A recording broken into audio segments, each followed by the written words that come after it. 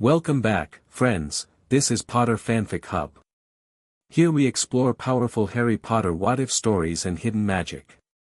What if Thor and Loki found Harry Potter and raised the god of chaos and thunder? If you enjoy epic magical videos, subscribe to Potter Fanfic Hub. Now, let the story begin. Chapter 1, The Child Beneath the Storm.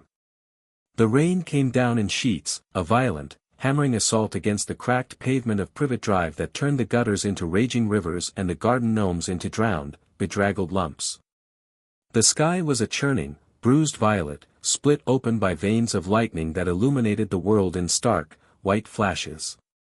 It was the kind of storm that made people draw their curtains tight and light fires, a storm that spoke of nature's indifference to the small, fragile lives clinging to its surface. Harry Potter was very small, and very, very cold.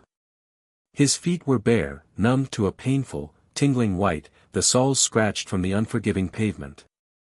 He wore only a threadbare t-shirt and a pair of shorts that were far too thin for the biting wind that howled through the narrow cul-de-sac. He hadn't meant to run away. Not really. But the cupboard had been dark, and Aunt Petunia had been screaming about the birthday cake he'd accidentally knocked over with his elbow, his clumsy, too big for him elbow, and Uncle Vernon's face had gone that particular shade of purple that meant his massive hands would be balling into fists. Harry had seen that look before. He knew what came next. So, he had run. He had slipped out the back door, past the bins that smelled of rotting vegetables and something sharp and chemical, and had just run. The world was a blur of pain and fear, the wet grass slapping against his ankles, his heart a frantic, trapped bird against his ribs. He didn't have a plan. 4-year-olds rarely do. All he knew was that he had to get away, to find somewhere dark and small where he could curl up and disappear. But the storm had other ideas. It chased him, the wind whipping his unruly black hair into his eyes, the cold seeping into his bones until they felt like ice. He had no idea where he was. The neat, identical houses of Privet Drive had given way to a main road, then a smaller, older lane, and finally a muddy track leading into a gnarled, ancient copse of trees. The lightning seemed to be guiding him, each flash illuminating a path forward, away from the only home, however cruel, that he had ever known. He stumbled into a clearing. Here, the wind seemed to die down, replaced by an eerie, humming stillness. In the center of the clearing stood a circle of massive, gray standing stones, their surfaces slick with rain. They weren't like the ordinary rocks you saw in a garden, they were immense, older than anything Harry had ever seen, covered in strange, spiraling carvings that seemed to writhe and shift in the fleeting light. The energy here was thick, palpable. It made the air taste like static electricity and old stone.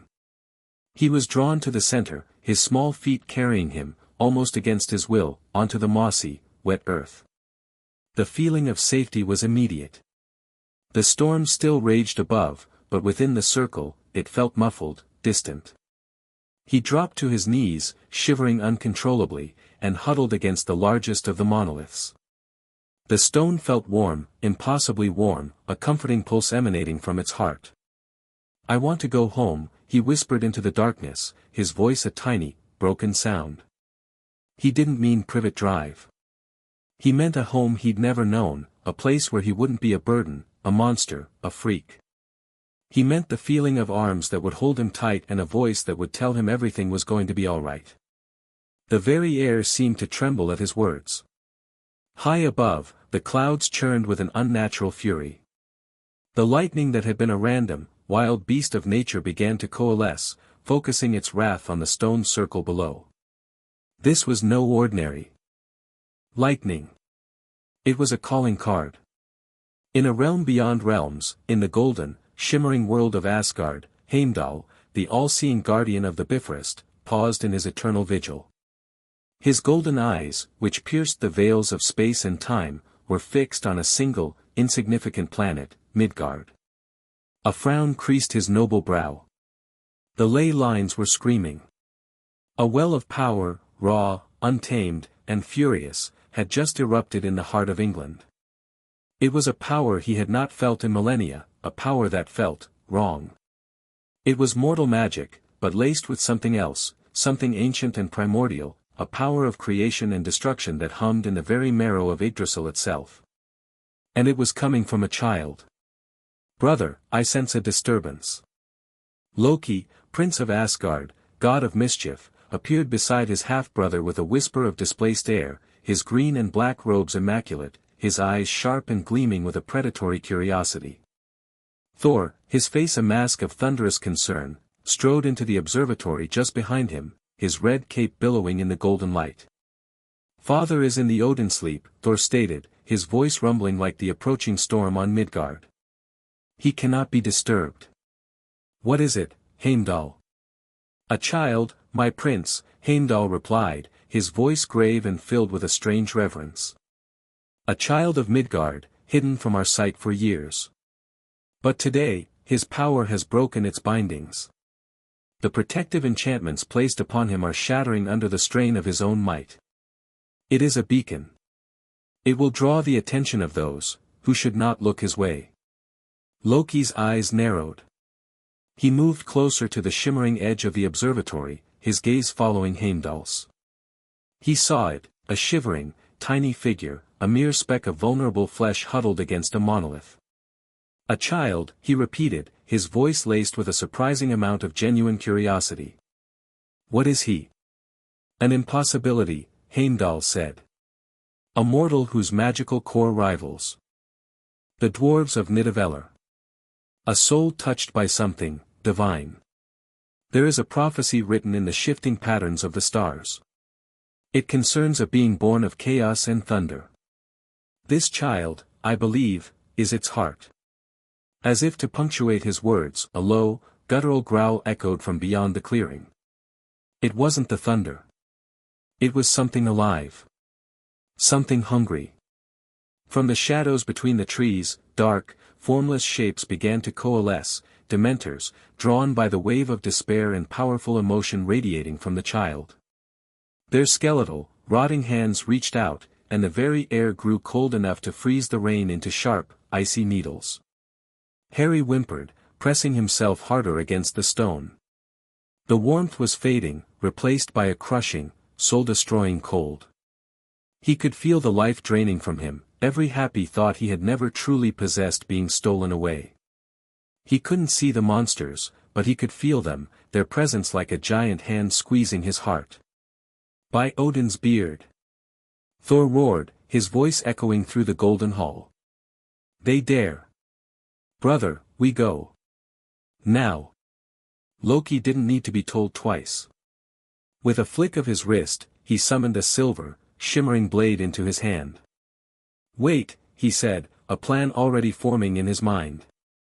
"If these creatures are already there, it means others will follow. We cannot bring the child here without Odin's permission, but we can offer him protection. Father will understand." "Father is asleep," Thor insisted, his hand gripping Mjolnir's handle. "There is no time.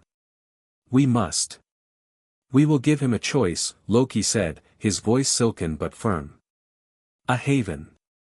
A promise. We will pull him from the abyss. But it must be his will." The Bifrost exploded into life. A swirling column of rainbow light erupted from the heavens, slicing through the storm clouds and crashing down into the center of the stone circle. The Dementors hissed and recoiled, their forms dissipating like smoke in a hurricane. The light was so bright. It was blinding, and the force of its landing sent shockwaves through the clearing, flattening the grass and scattering the rain. Harry threw his arms over his head, curling into a tight ball. The warmth returned, the oppressive dread lifting. When he risked a glance, he saw them. Two figures, standing amidst the swirling energy of the Bifrost. One was immense, a mountain of a man with long, golden hair and a flowing red cape, his face handsome and fierce, an arm raised as if to command the very heavens. His eyes were the color of a summer sky, and he held a hammer that crackled with the same lightning that was rending the sky apart. The other was tall and lean, dressed in elegant, dark green and gold robes, his jet-black hair smooth and swept back from a pale, angular face. His eyes were sharp, calculating, and held a flicker of amusement that seemed completely at odds with the violence of the storm. He was beautiful in a way that was almost unsettling, and he moved with the grace of a predator. The mortal child stared at them, his emerald eyes wide and filled with a soul-deep weariness that broke something in Loki. It wasn't fear, not really. It was a quiet, aching desperation. It was the look of someone who had been waiting, searching, for a sign. Anyone? Brother, Thor whispered, his booming voice softened to a gentle rumble. He's just a bairn. He is a very powerful, very frightened bairn, Loki corrected, his gaze sweeping the area. The Dementors were regrouping, becoming bolder. And we are out of time. Thor stepped forward, his boots crushing the damp earth. He knelt before the trembling child, his massive form dwarfing Harry completely. The hammer rested at his side, but his hands were open, empty. Fear not, little one, he said, his voice a warm, resonant baritone that seemed to soothe the very air around them. I am Thor, son of Odin, and this is my brother, Loki. We mean you no harm. Harry's lower lip wobbled, but he didn't cry. He hadn't cried in a long time. The monsters, he managed, his voice a dry croak. They were cold. So cold.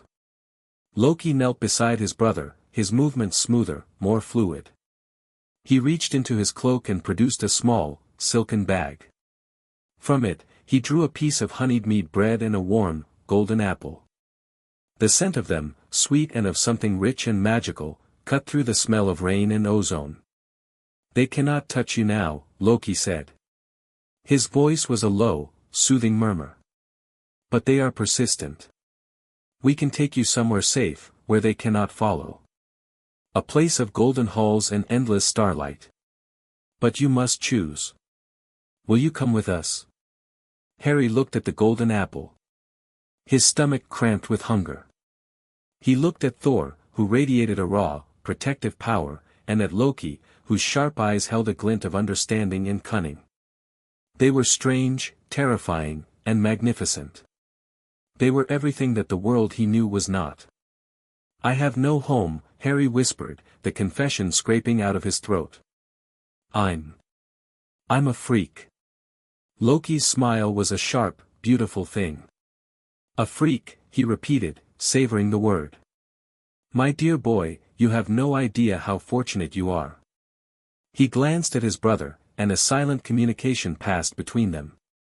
What you are is a child of power and potential, hidden away in a den of small-minded fools. We are offering you more than a home. We are offering you a destiny.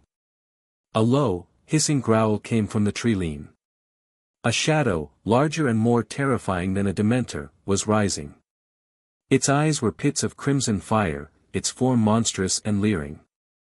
A mountain troll, twisted by dark magic. Thor rose, Mjolnir singing as it flew into his hand. Enough, he bellowed, his voice echoing with the power of a god. You will not have him. He hurled the hammer. It wasn't a strike, it was a call. A pillar of lightning, thicker than a tree trunk, descended from the heavens, striking the troll with a sound that shattered the night. The creature was disintegrated in a flash of blinding light, leaving only a smoking crater in the earth. Harry gasped, scrambling backward. But before he could fall, a cool, strong hand caught his wrist. Loki looked down at him, his expression unreadable.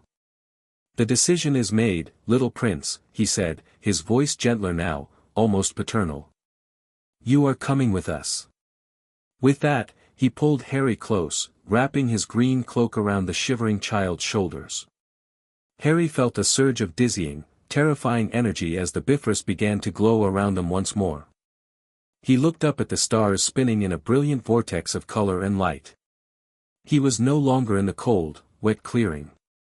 He was flying, soaring through a tunnel of infinite rainbows, held safe in the arms of a god.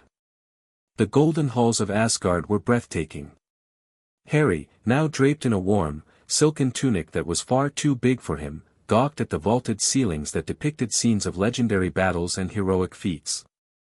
The walls seemed to be made of pure gold, imbued with a light that came from within.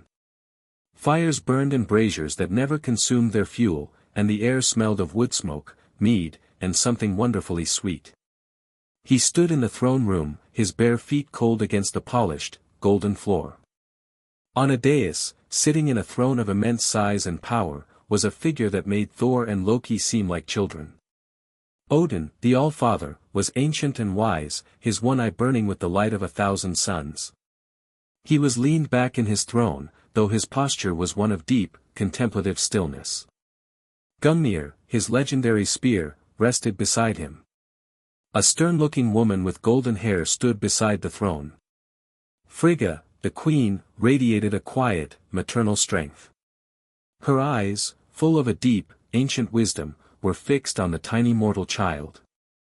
Loki stood behind Harry, his hands resting on the boy's shoulders, a gesture that was both possessive and protective. Thor stood by his side, Mjolnir on his hip, his expression proud and expectant. Heimdall, the guardian, stood near the entrance, his golden eyes still fixed on the child. Mother, Thor boomed, his voice echoing through the hall. We have found a most remarkable soul. This is Harry. He was abandoned, unprotected, and hunted by the creatures of darkness. We could not leave him. Frigga descended from the dais, her robes rustling softly. She knelt before Harry, bringing her face level with his. Her smile was warm and genuine, unlike any Harry had ever experienced. "Oh, you poor, sweet child," she murmured, her voice like honey. "You are so very brave to have survived such a night."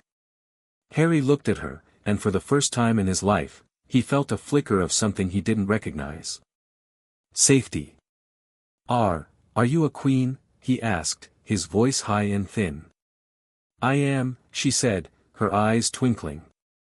"And this is my husband, Odin." She looked up at the throne. "My king, they have brought a mortal child into our home. His power, even now, shimmers like a dying star. He is a fugitive from the laws of his own world, a soul connected to an ancient prophecy. What shall we do with him?" Odin's voice was the sound of an ancient glacier grinding over mountains. It filled the hall with a deep, resonant hum. "He must not be returned to Midgard," he declared. "Not yet. The darkness that hunts him is connected to a past conflict. A conflict we have long chosen not to involve ourselves in. However." He paused, his single eye boring into Harry's soul. Harry felt like the old god could see everything, the cupboard, the beatings, the loneliness. The boy's magic has changed. It has been touched by the essence of the Bifrost. It is no longer purely mortal. He is a being of a new order. Loki spoke, his voice a silken thread in the vast hall. The creatures of the shadow were drawn to his despair. He is a threat to them because of the light he carries. He is a child of hope. A child of chaos. He smiled, a sharp, predatory smile. He could be powerful. He could be dangerous, Odin countered. "All power is dangerous, father," Loki said smoothly. "It is a matter of how it is shaped." Thor stepped forward. "Father, the boy is without family, without purpose. My brother speaks true. We saw his strength. He survived the night, not through luck, but through sheer will. Asgard has always welcomed the worthy, regardless of their birth. I would call him brother." The words hung in the air. A prince of Asgard, offering to share his lineage with a homeless mortal. Odin was silent for a long moment. He studied the child, the trembling boy who was trying so hard to be brave, whose life had been filled with so little kindness. He saw the reflection of the prophecy in the child's eyes, and the future that he had glimpsed in his visions. The prophecy stated that a son of thunder and chaos would rise, a guardian against the encroaching darkness. The Norns had been weaving this thread for a long time. "Approach," Odin commanded, his voice gentler now. Harry, his legs like jelly, shuffled forward. He was terrified of the giant man, but the warmth coming from the mother, Frigga, was a steadying presence.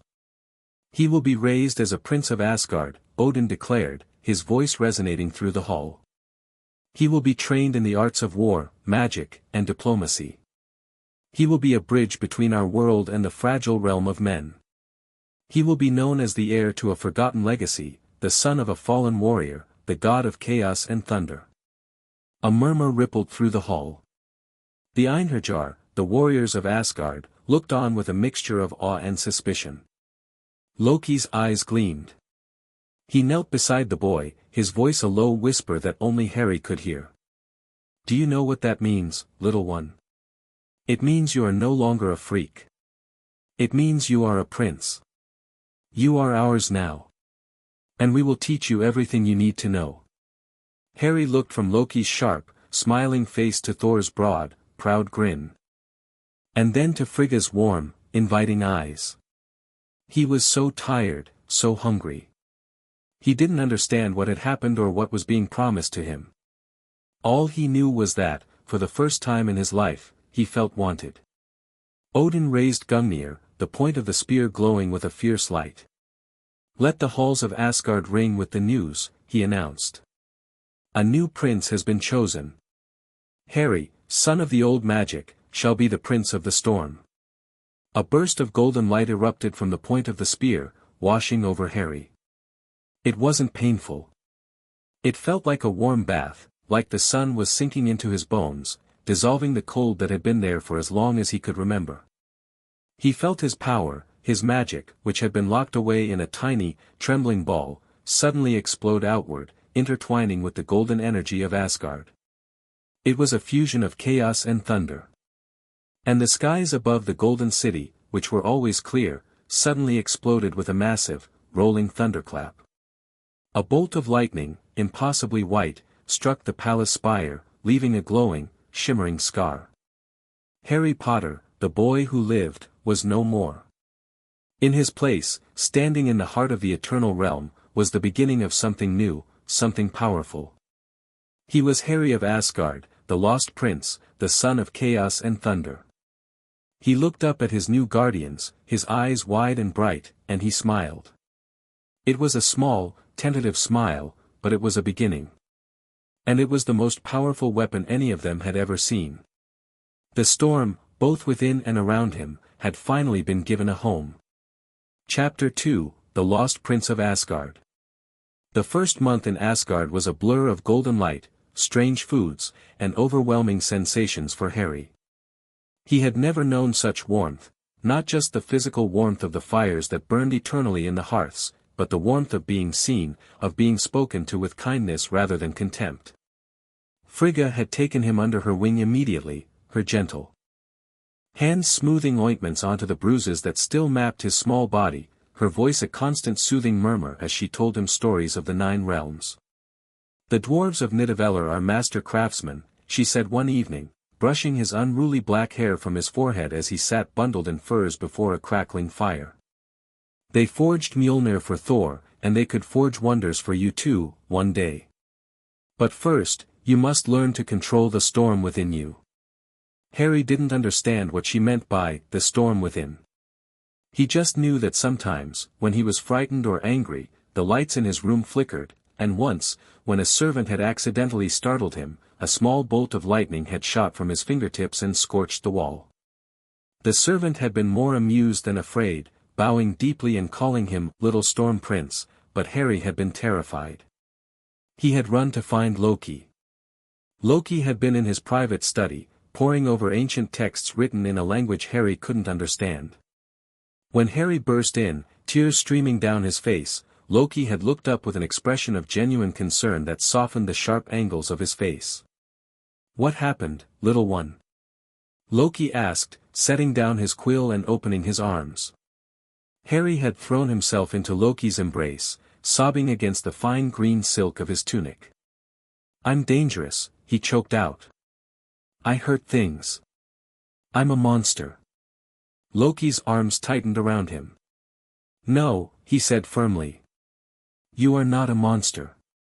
You are a child who has been given a gift that you do not yet understand. Listen to me, Harry." He pulled back, gripping Harry's shoulders and looking into his eyes with an intensity that made Harry stop crying. Power is not inherently evil. It is what you do with it that matters. The mages of old, the ones who built the foundations of this realm, they had power beyond imagination. But they used it to create, to protect, to build. You can do the same. But first, you must learn to command it, not fear it. From that day forward, Loki became Harry's secret tutor in the arts of subtle magic. While Thor was away on diplomatic missions or training with the Einherjar, Loki would steal Harry away to hidden chambers, forgotten libraries, and the shadowy corners of the palace where no one would disturb them. "Watch," Loki said one afternoon, holding out his hand. A small flame flickered to life in his palm, dancing and twisting. "This is elemental fire. It is simple, brute force. But watch what happens when I add intention." He whispered a word in a language Harry didn't recognize, and the flame split into a dozen tiny birds, each one flapping its wings and chirping before dissolving into motes of golden light.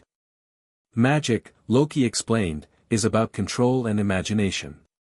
The more you believe in the illusion, the more real it becomes. Harry practiced tirelessly.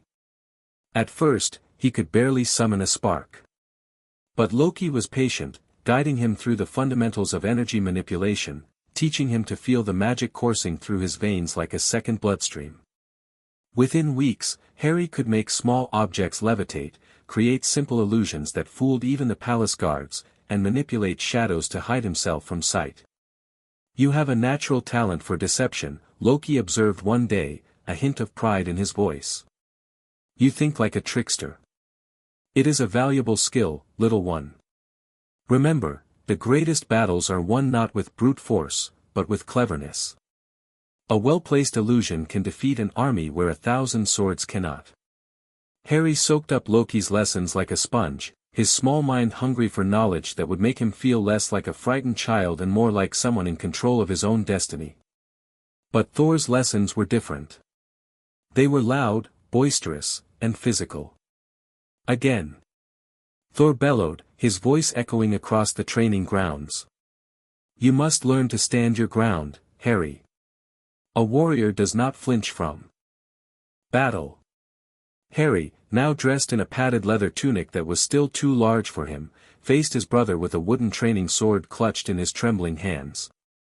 Thor stood opposite him, an unarmed but towering figure of muscle and confidence. The sun blazed down on them, and the other warriors had stopped their own training to watch the spectacle of their prince teaching the mortal boy. I don't want to hurt you," Harry stammered. Thor laughed, a booming sound that made the very air vibrate. "Hurt me? Little brother, you could not hurt me if you tried with all your might. Come. Strike me."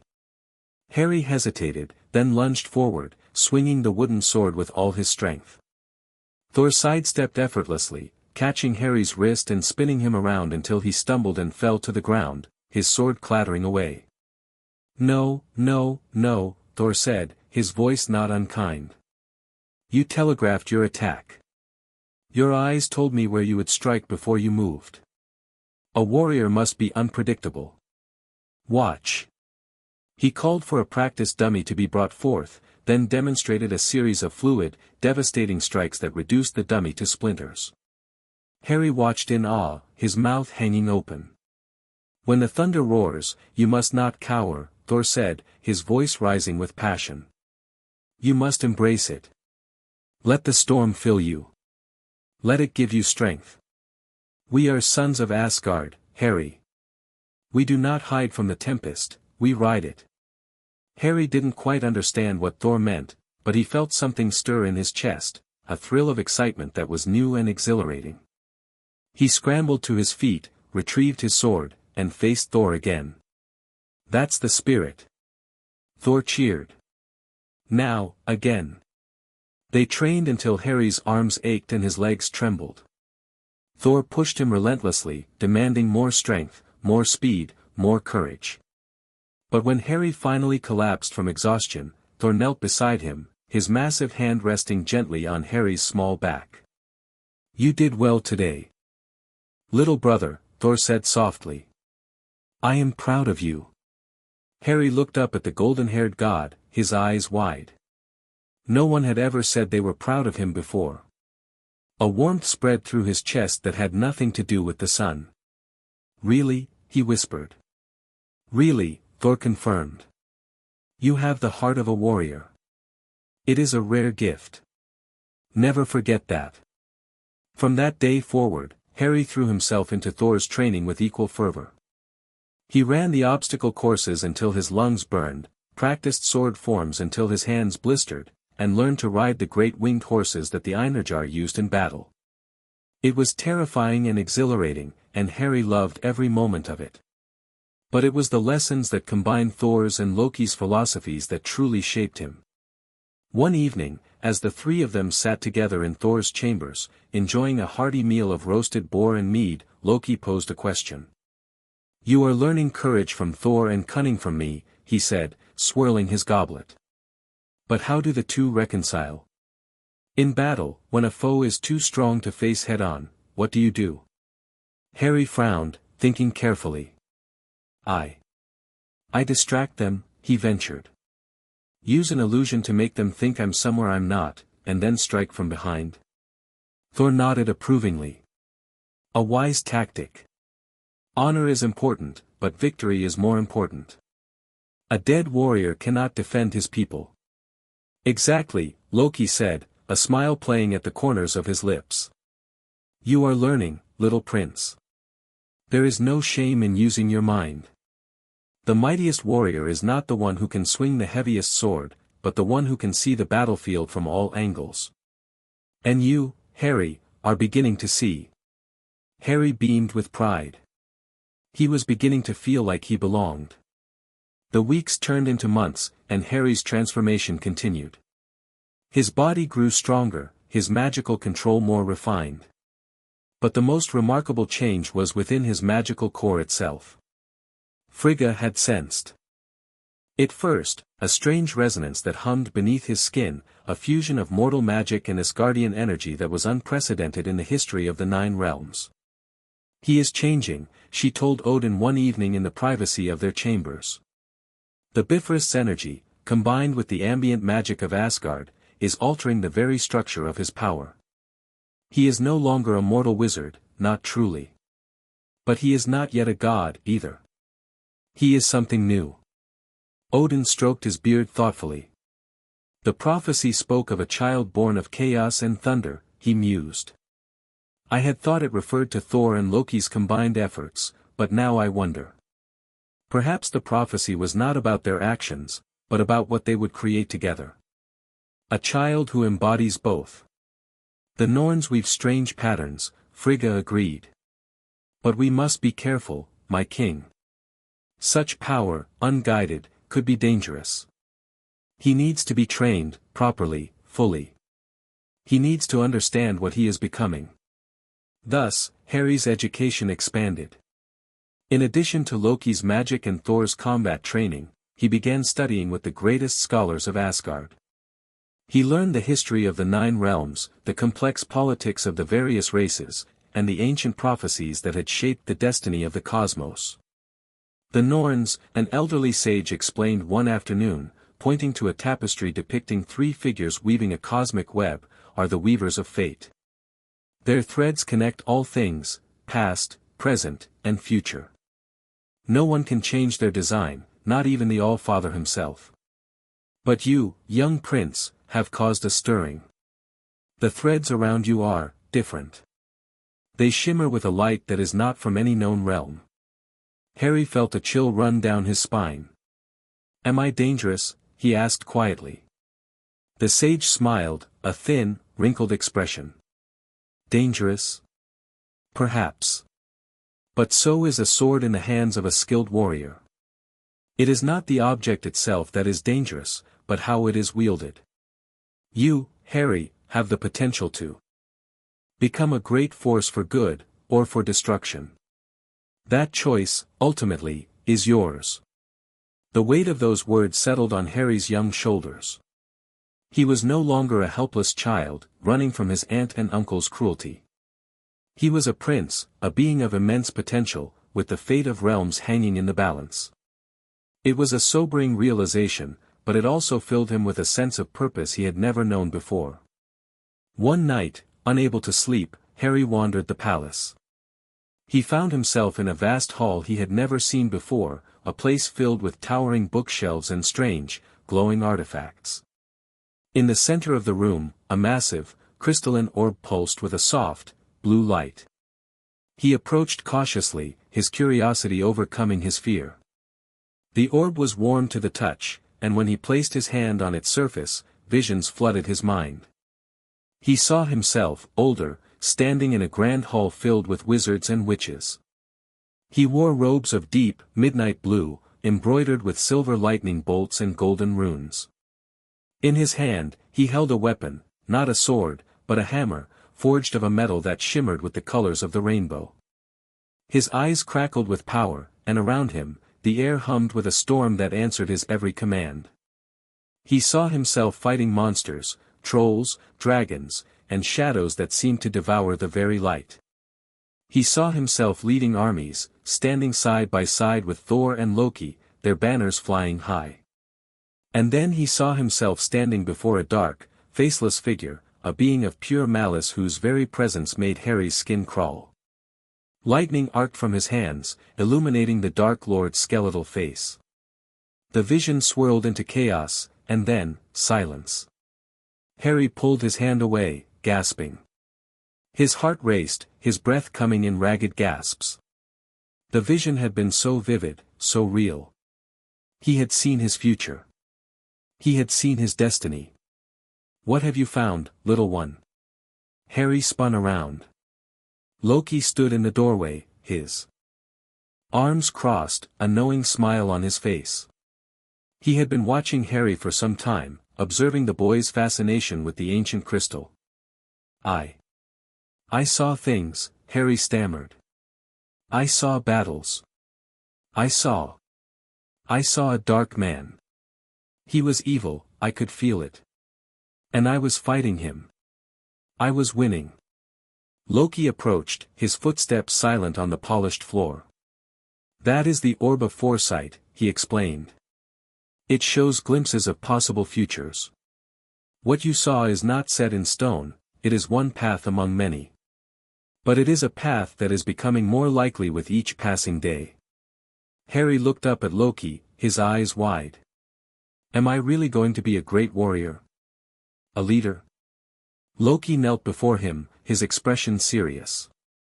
"You have the potential to become anything you wish, Harry. That is both your gift and your curse. The choices you make will shape your destiny, just as they shape the destiny of all who surround you. But you must be careful. Power attracts enemies. And those enemies will stop at nothing to destroy you." Harry swallowed hard. "I'm scared," he admitted softly. "What if I'm not strong enough?" Loki placed a hand on his shoulder. "You are stronger than you know, little prince. And you will not face your enemies alone. Thor and I will be by your side. Your family will be by your side. You will never have to fight alone again." Harry felt tears prick at the corners of his eyes. He blinked them away, determined not to cry. But the words touched something deep within him, a need for belonging, for family, that had gone unfulfilled for so long. "Thank you," he whispered. "Thank you for saving me. For taking me in." Loki's expression softened. "You are my brother now, Harry. In all the ways that matter. And I will always protect my family. Even from themselves, if necessary." The months continued to pass. Harry grew taller, stronger, more confident.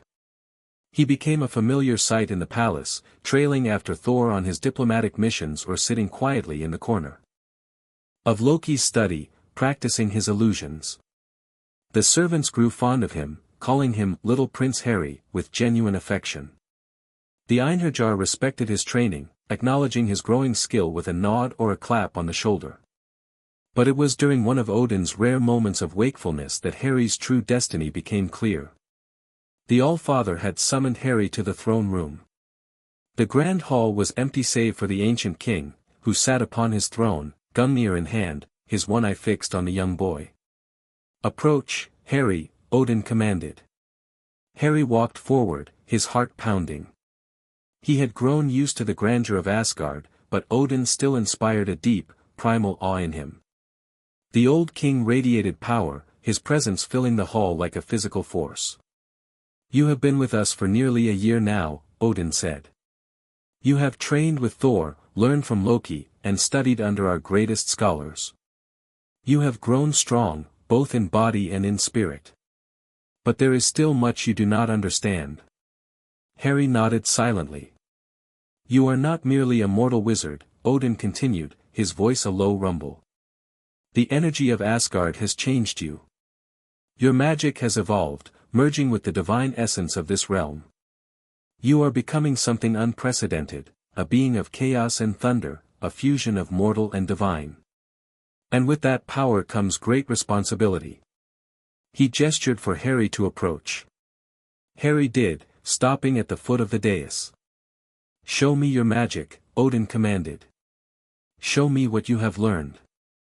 Harry hesitated, then raised his hand. He concentrated, calling upon the lessons Loki had taught him. A small, shimmering illusion appeared above his palm, a miniature version of Thor's hammer, complete with tiny crackles of lightning. The illusion was so realistic that it seemed to hum with power. But then Harry pushed further, drawing upon the storm within him. The illusion began to change.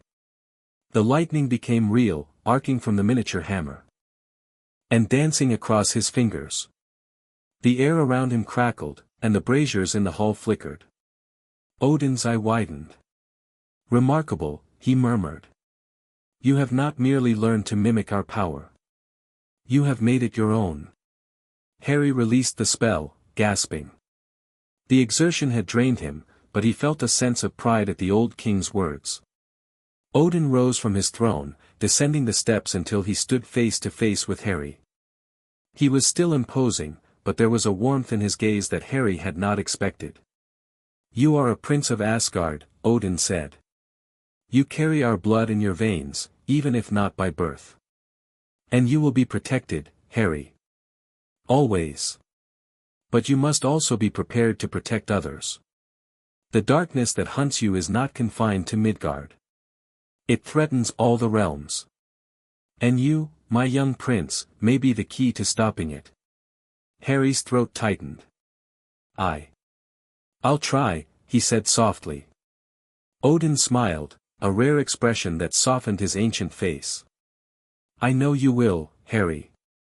That is why I chose to give you this chance. That is why I believe in you." That night, Harry lay in his bed, staring up at the ceiling. The vastness of Asgard, the weight of Odin's words, and the visions from the orb of foresight swirled in his mind.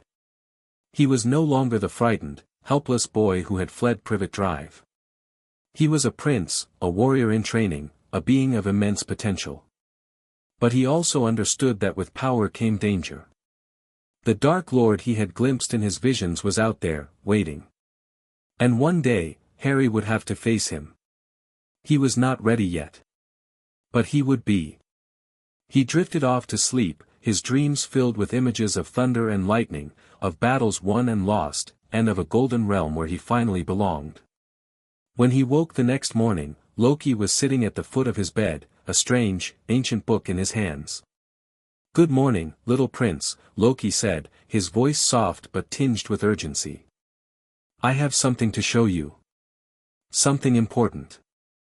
A power that even Odin does not fully understand." Harry sat up, rubbing his eyes. "What is it?"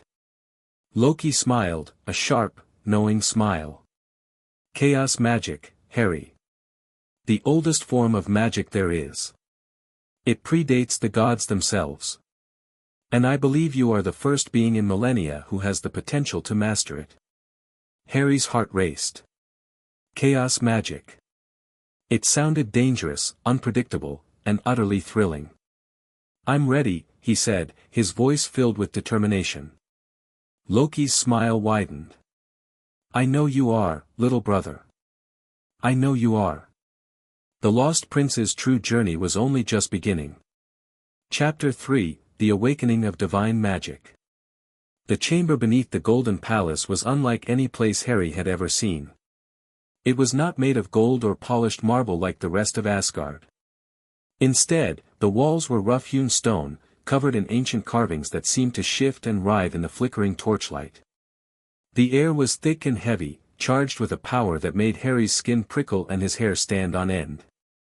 It smelled of ozone and old dust and something else, something ancient and alive.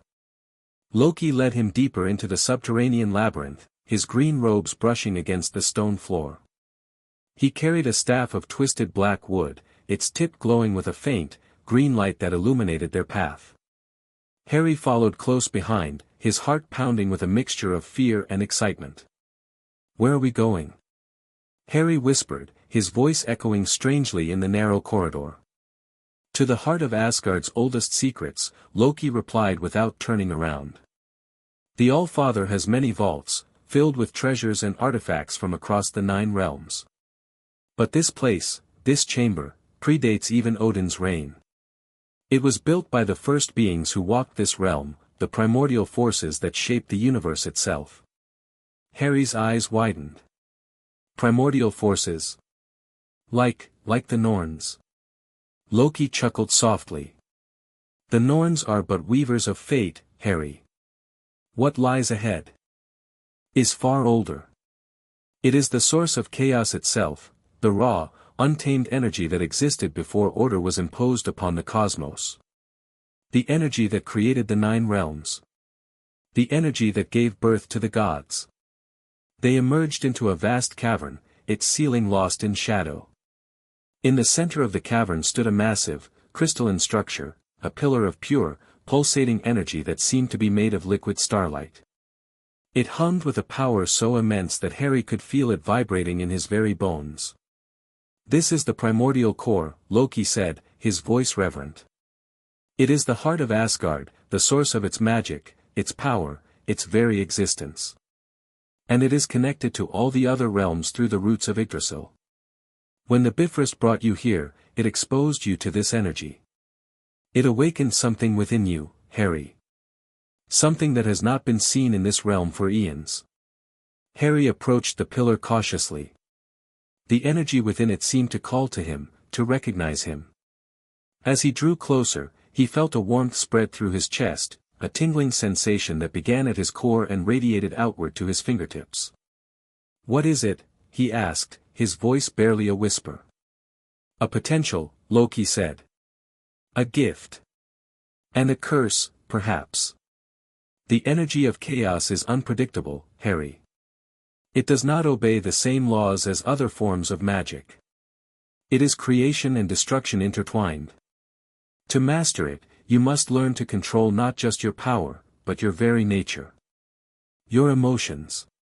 Your desires. Your fears. Chaos magic reflects the soul of its wielder. If you are angry, it will burn. If you are afraid, it will consume. If you are at peace, truly at peace, it will create wonders beyond imagination." Harry looked at the pillar, then back at Loki. "How do I learn to control it?" Loki smiled, a thin, knowing smile. "You have already begun, little prince. Every time you summoned lightning, every time you wove an illusion, every time you felt the storm within you stir, you were touching chaos. Now, you must learn to embrace it fully. To let it flow through you without being overwhelmed." He stepped closer to Harry, placing a hand on his shoulder. "The first lesson is simple. You must learn to sense the chaos within you. Close your eyes. Breathe. Feel the energy that pulses through your veins. It is there, Harry. Always there. It has been there since the moment you arrived in Asgard. It has been growing, changing, becoming something new." Harry closed his eyes and took a deep breath. At first, he felt nothing but the cool air of the cavern and the beating of his own heart. But then, as he focused, he began to sense something else, a faint humming beneath his skin, a warmth that pulsed in time with his heartbeat. It was subtle, barely perceptible, but it was there. I feel it, he breathed. It's like lightning, but softer. Like thunder, but quiet. Good, Loki said, his voice soft and encouraging. Now, reach out to it. Not with your hands, but with your mind. Let it know that you are its master, not its servant. Command it to come to you. Harry reached out with his mind, his consciousness brushing against the warmth within him. At first, it resisted, pulsing and writhing like a living thing. But Harry persisted, using the techniques Loki had taught him, visualizing the energy as a wild horse that needed to be tamed. Slowly, the energy began to respond. It rose to the surface of his skin, crackling with golden light. His eyes snapped open, and he saw that his hands were glowing, wisps of golden energy dancing between his fingers. I'm doing it, he exclaimed, his voice filled with wonder. Don't lose focus, Loki warned. Control, Harry. You must maintain control. Harry nodded, gritting his teeth. The energy was powerful, intoxicating, and it wanted to be released. He felt an almost overwhelming urge to let it explode outward, to unleash the storm that was building within him. But he fought the impulse, holding it in check. Good. Loki said. Now, release it. But do so slowly. In a controlled stream. Harry concentrated, channeling the energy into his palm. It pulsed once, twice, then shot forward, a thin beam of golden light that struck the far wall and dissipated harmlessly. Harry sagged, exhausted, but exhilarated. I did it, he said, his voice trembling. I actually did it. Loki smiled, a genuine smile that softened his sharp features. Yes, you did, little brother. And this is only the beginning. There is so much more to learn. But you have taken the first and most important step. In the days that followed, Harry's training intensified. Loki pushed him relentlessly, teaching him to manipulate chaos energy in increasingly complex ways. He learned to create shields of solid light, to teleport short distances, and to bend the very fabric of reality around him. It was exhilarating and terrifying in equal measure. But his training was not limited to chaos magic alone. Thor continued to train him in the arts of combat, his lessons becoming more intense as Harry's physical strength grew. The two brothers pushed each other, their rivalry friendly but fierce. Your stance is too wide. Thor bellowed, circling Harry with his own training sword. You leave yourself open to attack. I'm trying. Harry shot back, blocking Thor's strike with a grunt of effort. The impact jarred his arm, but he held his ground. Trying is not enough. Thor roared. You must be the storm, Harry. Unpredictable. Unstoppable. Let your anger flow through you. Let it fuel your strikes. Harry gritted his teeth, summoning the chaos energy that simmered beneath his skin. It surged through him, filling his muscles with strength. He lunged forward, his movements faster than they had any right to be, and caught Thor off guard. His wooden sword connected with Thor's ribs, and the prince stumbled back, a look of genuine surprise on his face. Well done. Thor laughed, clapping Harry on the shoulder. That was a blow. Worthy of a true warrior. Harry grinned, his chest heaving. I actually hit you. Indeed you did, Thor said, his voice filled with pride. But do not let it go to your head. There is still much to learn. Harry nodded, his grin fading slightly. He knew Thor was right. He was improving, but he was still far from mastering his abilities. The chaos energy was unpredictable, sometimes surging when he least expected it, sometimes refusing to respond at all. He needed more training, more practice. It was Frigga who noticed the most profound change in Harry. She was the one who spent the most time with him when he was not training, teaching him the more subtle arts of Asgardian culture, diplomacy, history, the delicate intricacies of court politics. She also taught him about emotions, about understanding and controlling the feelings that could so easily consume him. You are changing, she said one afternoon, sitting with him in the palace gardens. The flowers around them bloomed in impossible colors, their petals glowing with a soft, inner light. Not just in your power, but in your very essence. Your magic is no longer purely mortal. It has been infused with the energy of Asgard, the energy of chaos. Harry looked at his hands, which were resting in his lap. He could still feel the faint hum of power beneath his skin, the constant presence of the storm within him. Is that bad? He asked quietly. Frigga smiled, reaching out to gently touch his cheek. No, Harry. It is not bad. It is simply different. You are becoming something that has never existed before. A fusion of mortal and divine. A being of chaos and thunder. It is a great responsibility, but also a great honor. She paused, her eyes searching his face. But you must understand, Harry, that with this power comes danger. There are those who would seek to use you for their own purposes. There are those who would seek to destroy you out of fear. You must be careful. You must be wise. Harry nodded, his expression serious. I will, Frigga. I promise. She smiled, her eyes crinkling at the corners. I know you will, my dear child.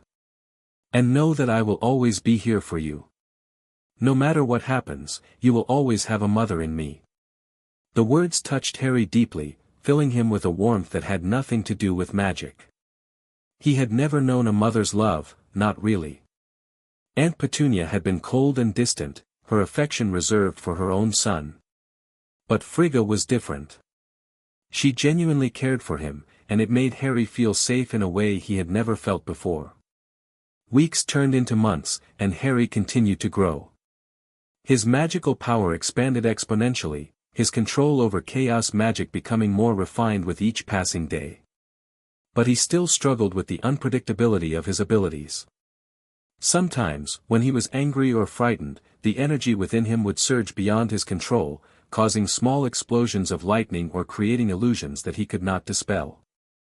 One evening, after a particularly frustrating training session, Harry stormed into his chambers and slammed the door behind him.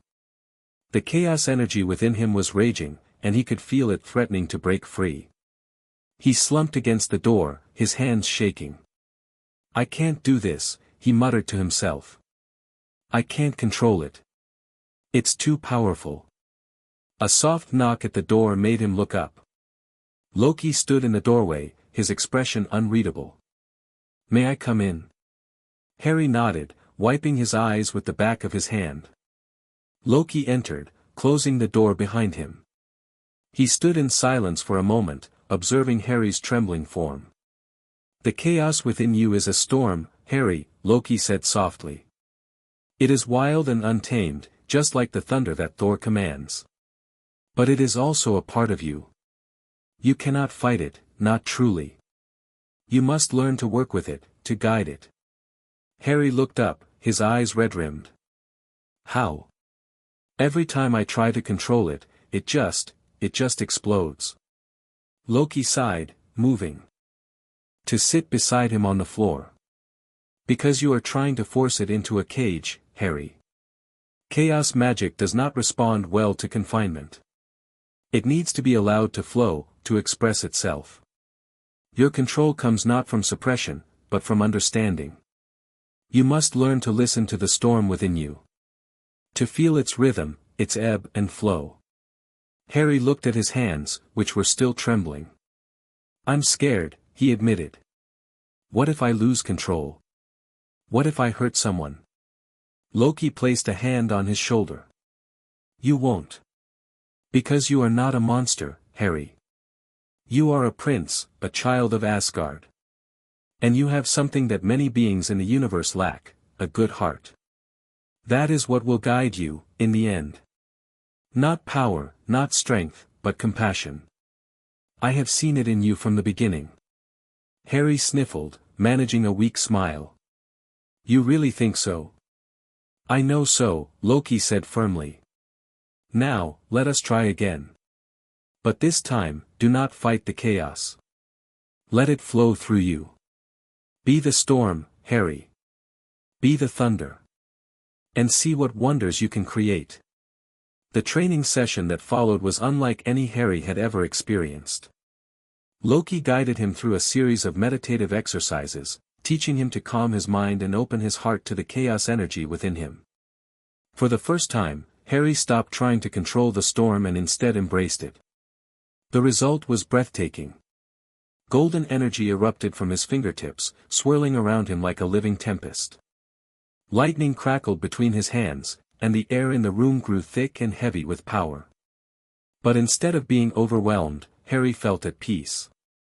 The chaos was no longer a wild beast to be tamed, it was an extension of himself, a part of his very soul. And then something extraordinary happened.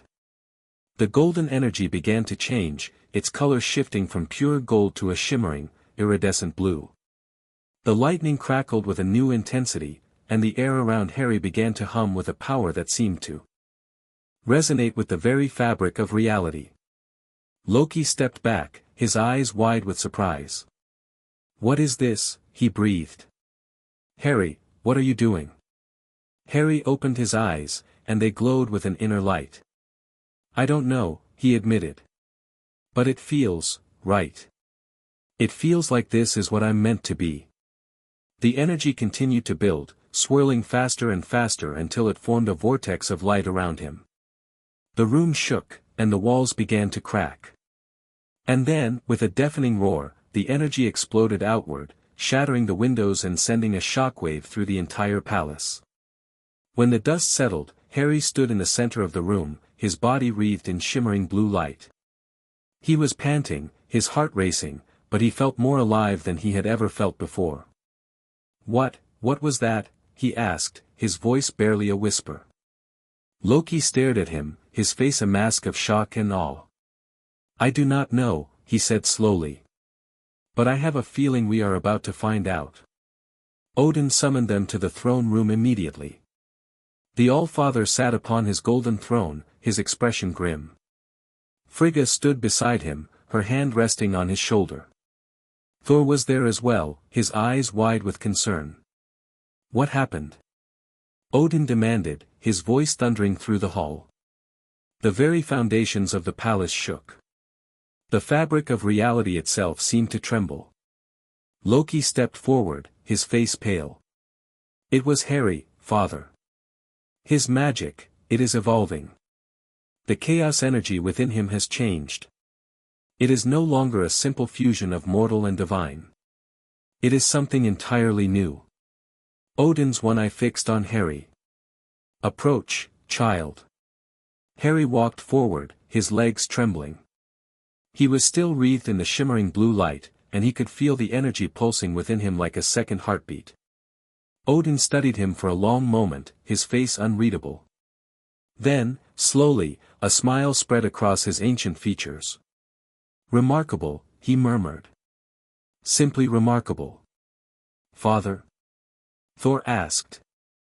His voice filled with confusion. "What is happening to him?" Odin rose from his throne, descending the steps until he stood face to face with Harry. "The child is evolving," he said, his voice filled with wonder. "The chaos magic within him is not merely responding to his will. It is responding to his soul. It is becoming something greater, something that has not been seen since the dawn of creation." He reached out, placing a hand on Harry's forehead. "A being of chaos and thunder," he murmured. "A child born of two worlds, raised in a third. The Norns have woven a most intricate pattern around you, Harry Potter. And the prophecy is beginning to unfold." Harry swallowed hard. "What prophecy?" Odin smiled, a mysterious, knowing smile. "The prophecy of the new dawn, Harry. The prophecy that speaks of a being who will bridge the worlds, who will unite the realms in a time of great darkness. A being who will stand against the encroaching shadow and bring light to the universe." Harry's breath caught in his throat. "Me? You mean I'm the one from the prophecy?" "I believe so," Odin said solemnly. "And I believe that you are only beginning to scratch the surface of your true power. That night, Harry lay in his bed, staring up at the ceiling. The events of the day replayed in his mind, and he could still feel the lingering hum of the chaos energy within him. He had changed. He could feel it in his bones, in his blood, in the very essence of his being. He was no longer the frightened boy who had fled Privet Drive. He was something more, something powerful and, possibly, dangerous. But he also felt hope. For the first time in his life, he had a purpose. A destiny. And he was determined to fulfill it. He closed his eyes, letting the warmth of the chaos energy wash over him. The storm within him was no longer a source of fear. It was a source of strength. And he would use it to protect those he loved, to defend the realms, and to become the hero the prophecy foretold. In the days that followed, Harry's training continued with even greater intensity. Thor taught him to wield the thunder, to summon storms and control the elements. Loki taught him to master his chaos magic, to weave illusions and manipulate reality. And Frigga taught him to understand his emotions, to channel his feelings into his magic and use them as a source of strength. But it was Odin who gave Harry the most important lesson of all. "You are not just a warrior or a mage, Harry," the All-Father said one evening, sitting beside him in the palace gardens. "You are a symbol. A beacon of hope for all the realms. Your very existence challenges the old order, the ancient laws of fate and destiny. You are a living testament to the power of choice, of change. And that is why the darkness fears you."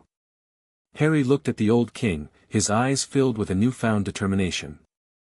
"I won't let them win," he said, his voice firm. "I'll protect the realms. I'll protect everyone." Odin nodded, a proud smile on his face. "I know you will, my child. I know you will." And as the sun set over the golden city, Harry felt a sense of peace settle over him.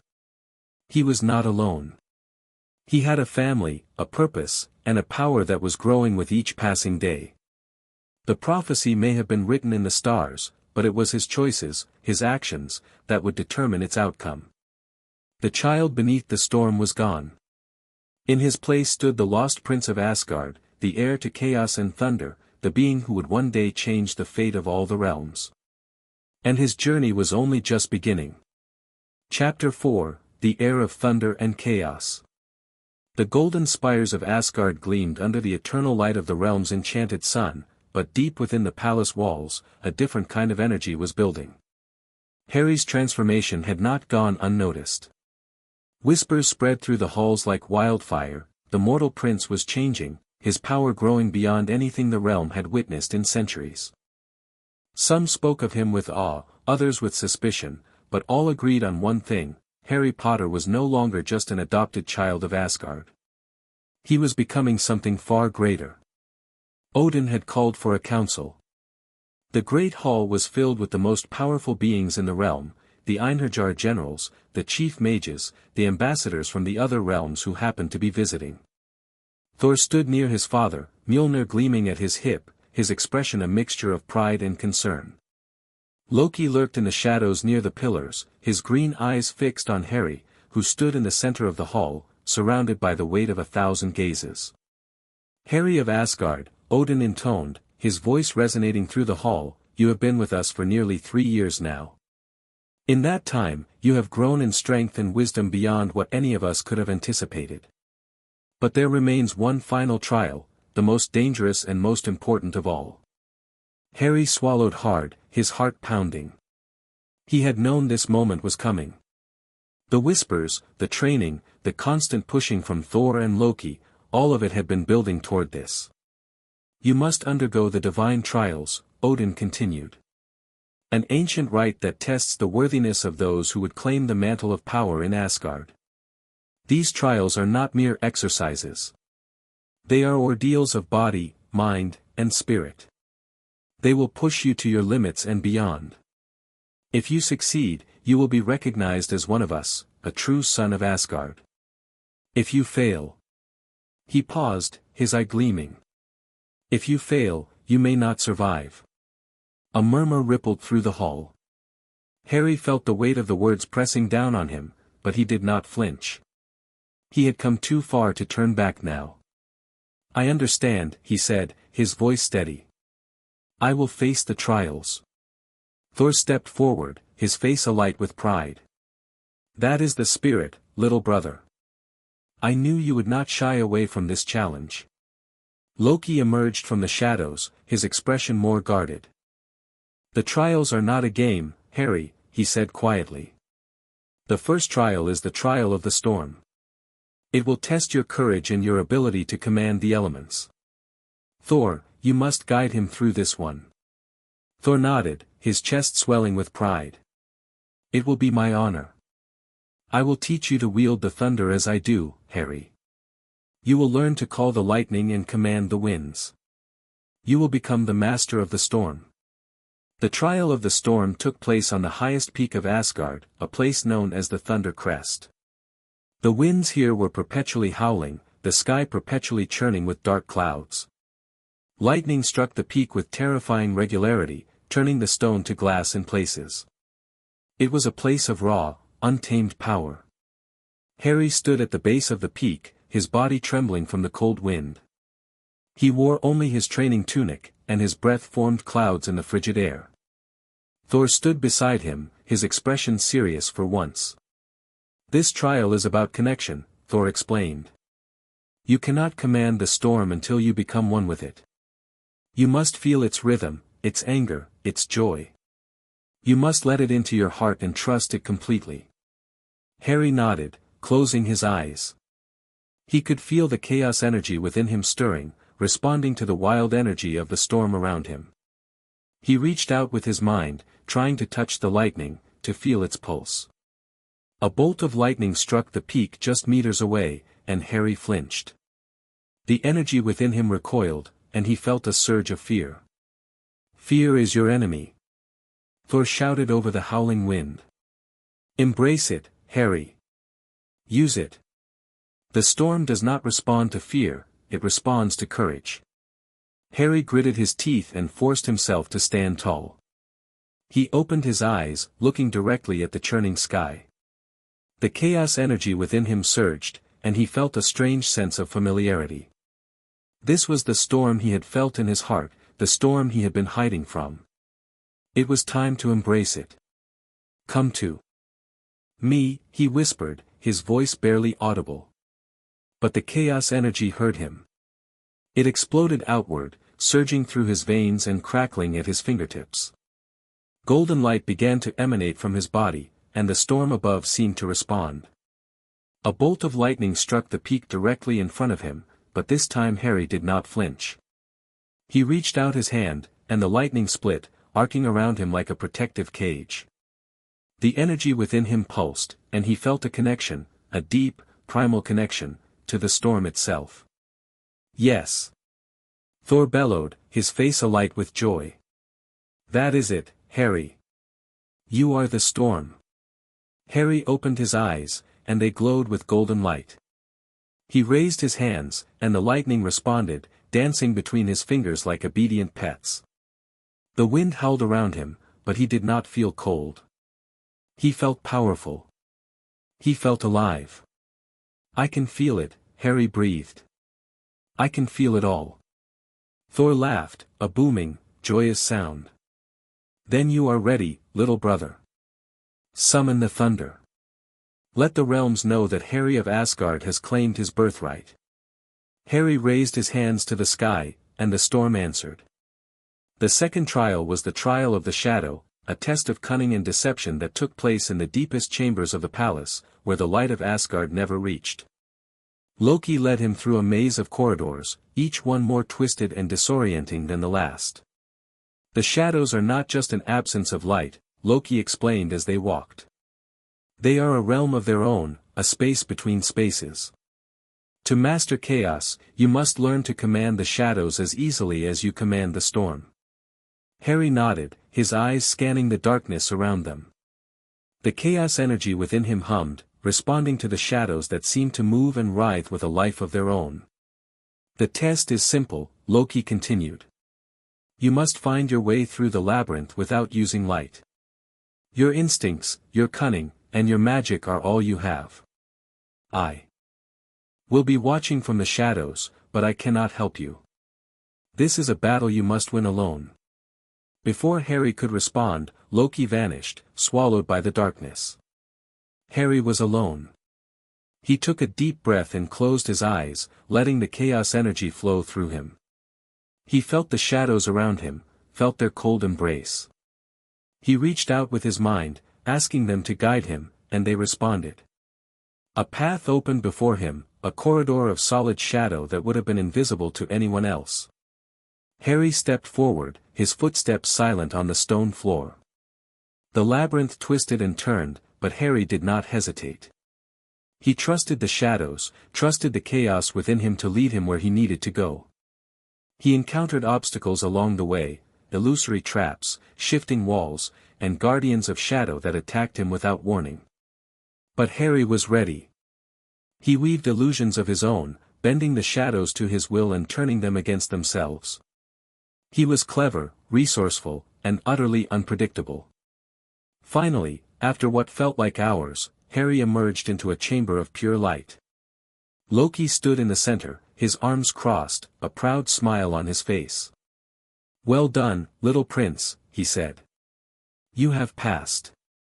You have proven that you are not merely a warrior, you are a trickster. A master of chaos." Harry grinned, his chest heaving with exertion. "I had a good teacher." Loki laughed, a rare, genuine sound. "Indeed you did. Now, there is only one trial left, the trial of the heart. And that, Harry, is the most difficult of all." The trial of the heart was held in the Hall of Whispers, a sacred place where the souls of Asgard's ancestors were said to linger. Frigga was the one who guided him there, her hand gentle on his shoulder. "This trial is about who you are at your core," she explained. "It will test your loyalty, your compassion, and your capacity for love. You will face visions of your past, your present, and your possible futures. You must not let them overwhelm you. You must hold fast to who you are." Harry entered the hall alone. The chamber was vast, filled with shimmering mist that swirled around him like living smoke. Visions began to appear in the mist, scenes from his life on Privet Drive, his flight into the storm, his arrival in Asgard. He saw his aunt and uncle, their faces twisted with anger. He saw the Dursleys locking him in the cupboard, calling him a freak. He felt the old pain, the old loneliness, but he did not give in to it. Then the visions shifted. He saw Thor and Loki, their faces proud. He saw Frigga, her eyes filled with love.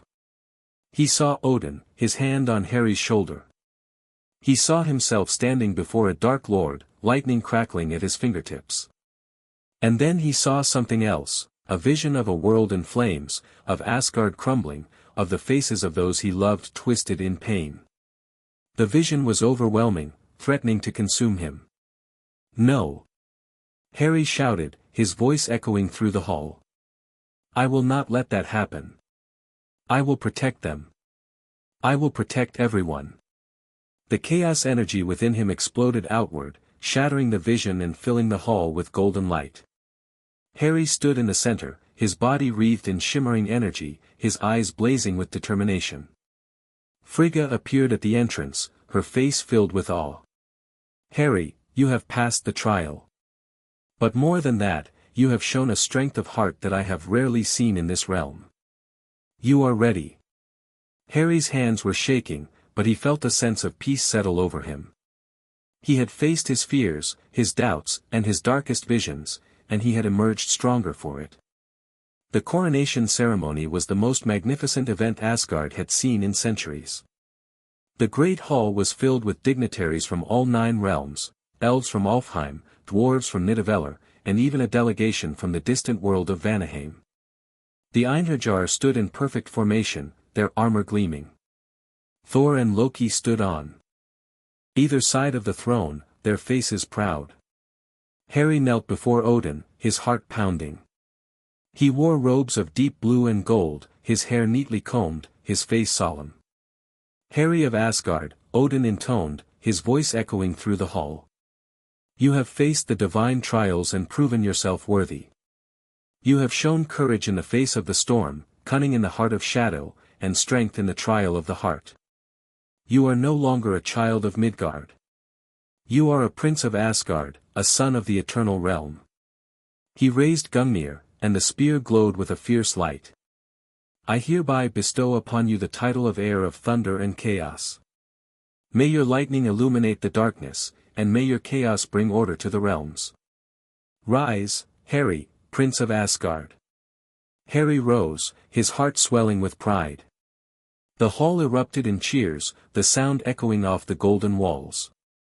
Thor clapped him on the shoulder, his face alight with joy. Loki smiled, his eyes glinting with approval. Even Odin allowed himself a small, proud smile. But it was Frigga who brought tears to Harry's eyes.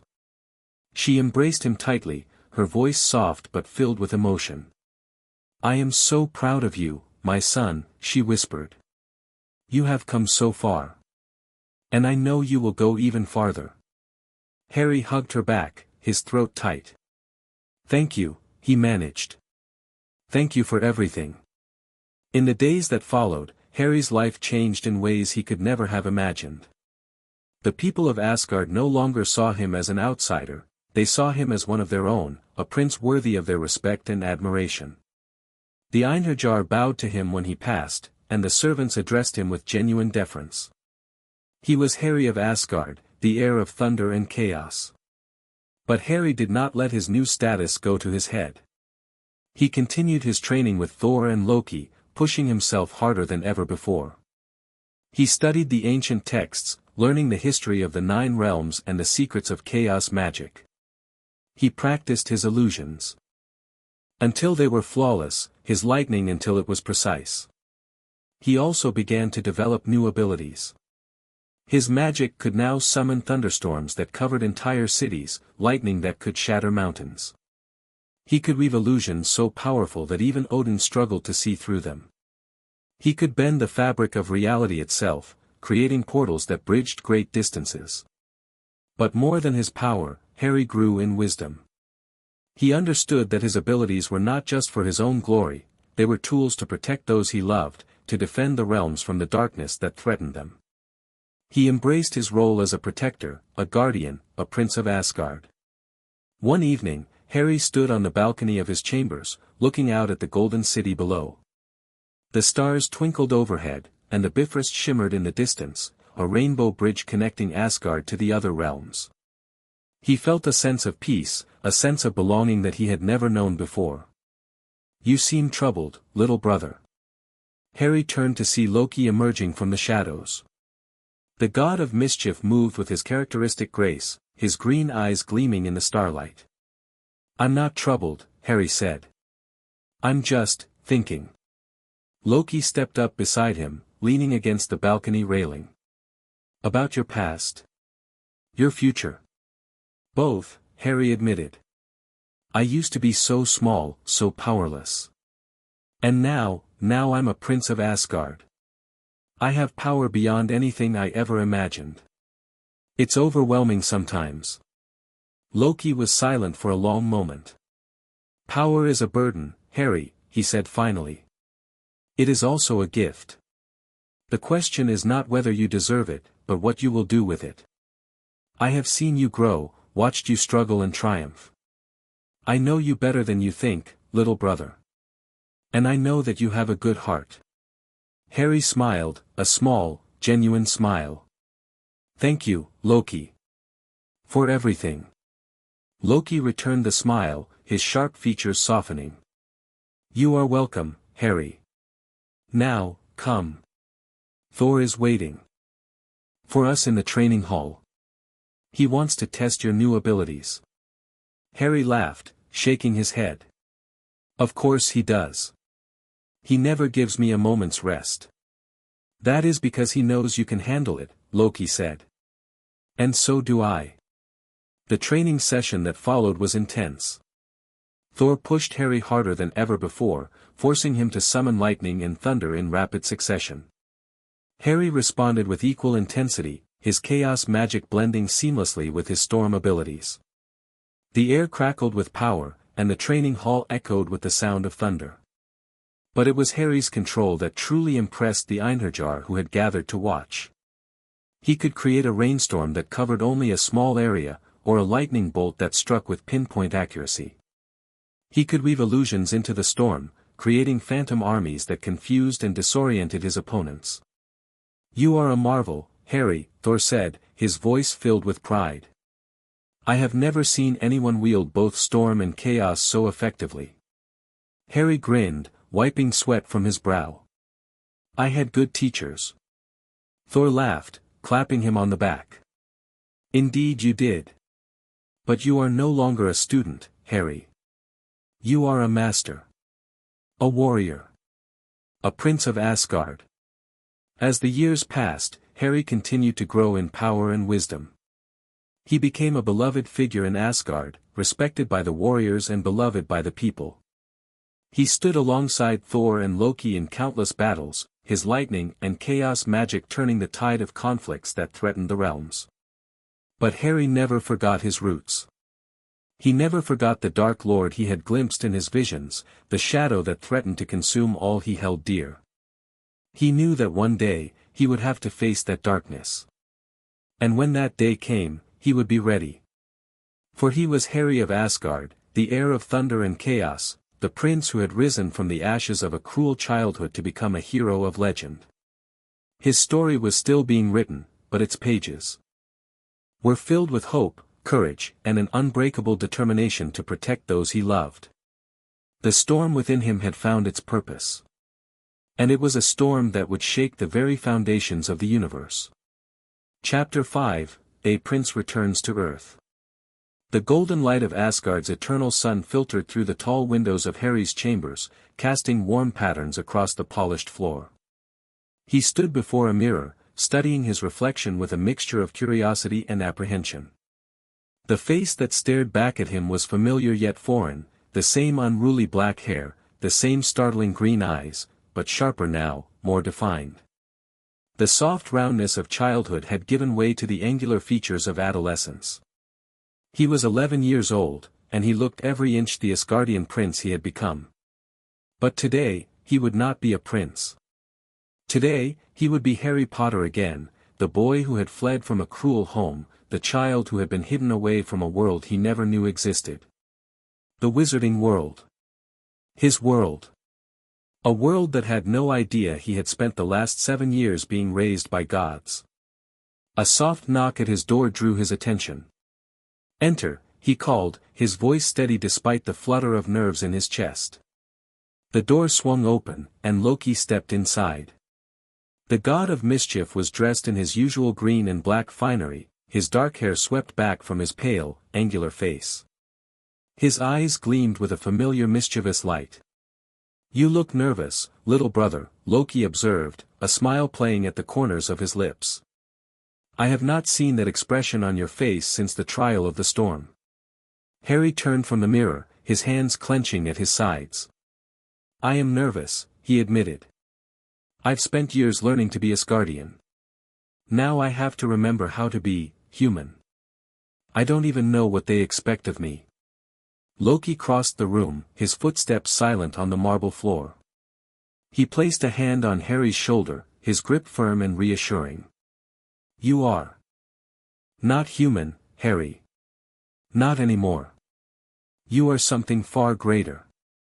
But you must hide that part of yourself for now. The wizarding world is not ready to know the truth about you. If they discovered your connection to Asgard, it would cause chaos, and not the good kind." Harry nodded, his jaw set. "I understand. I'll play the part. I'll be the orphan boy from Surrey, the child who was rescued from the Dursleys by a mysterious benefactor. I'll be ordinary." Loki chuckled, a low, amused sound. "Ordinary. I do not think you could be ordinary if you tried, Harry. But I have every confidence that you will manage." He reached into his robes and produced a small, leather-bound journal.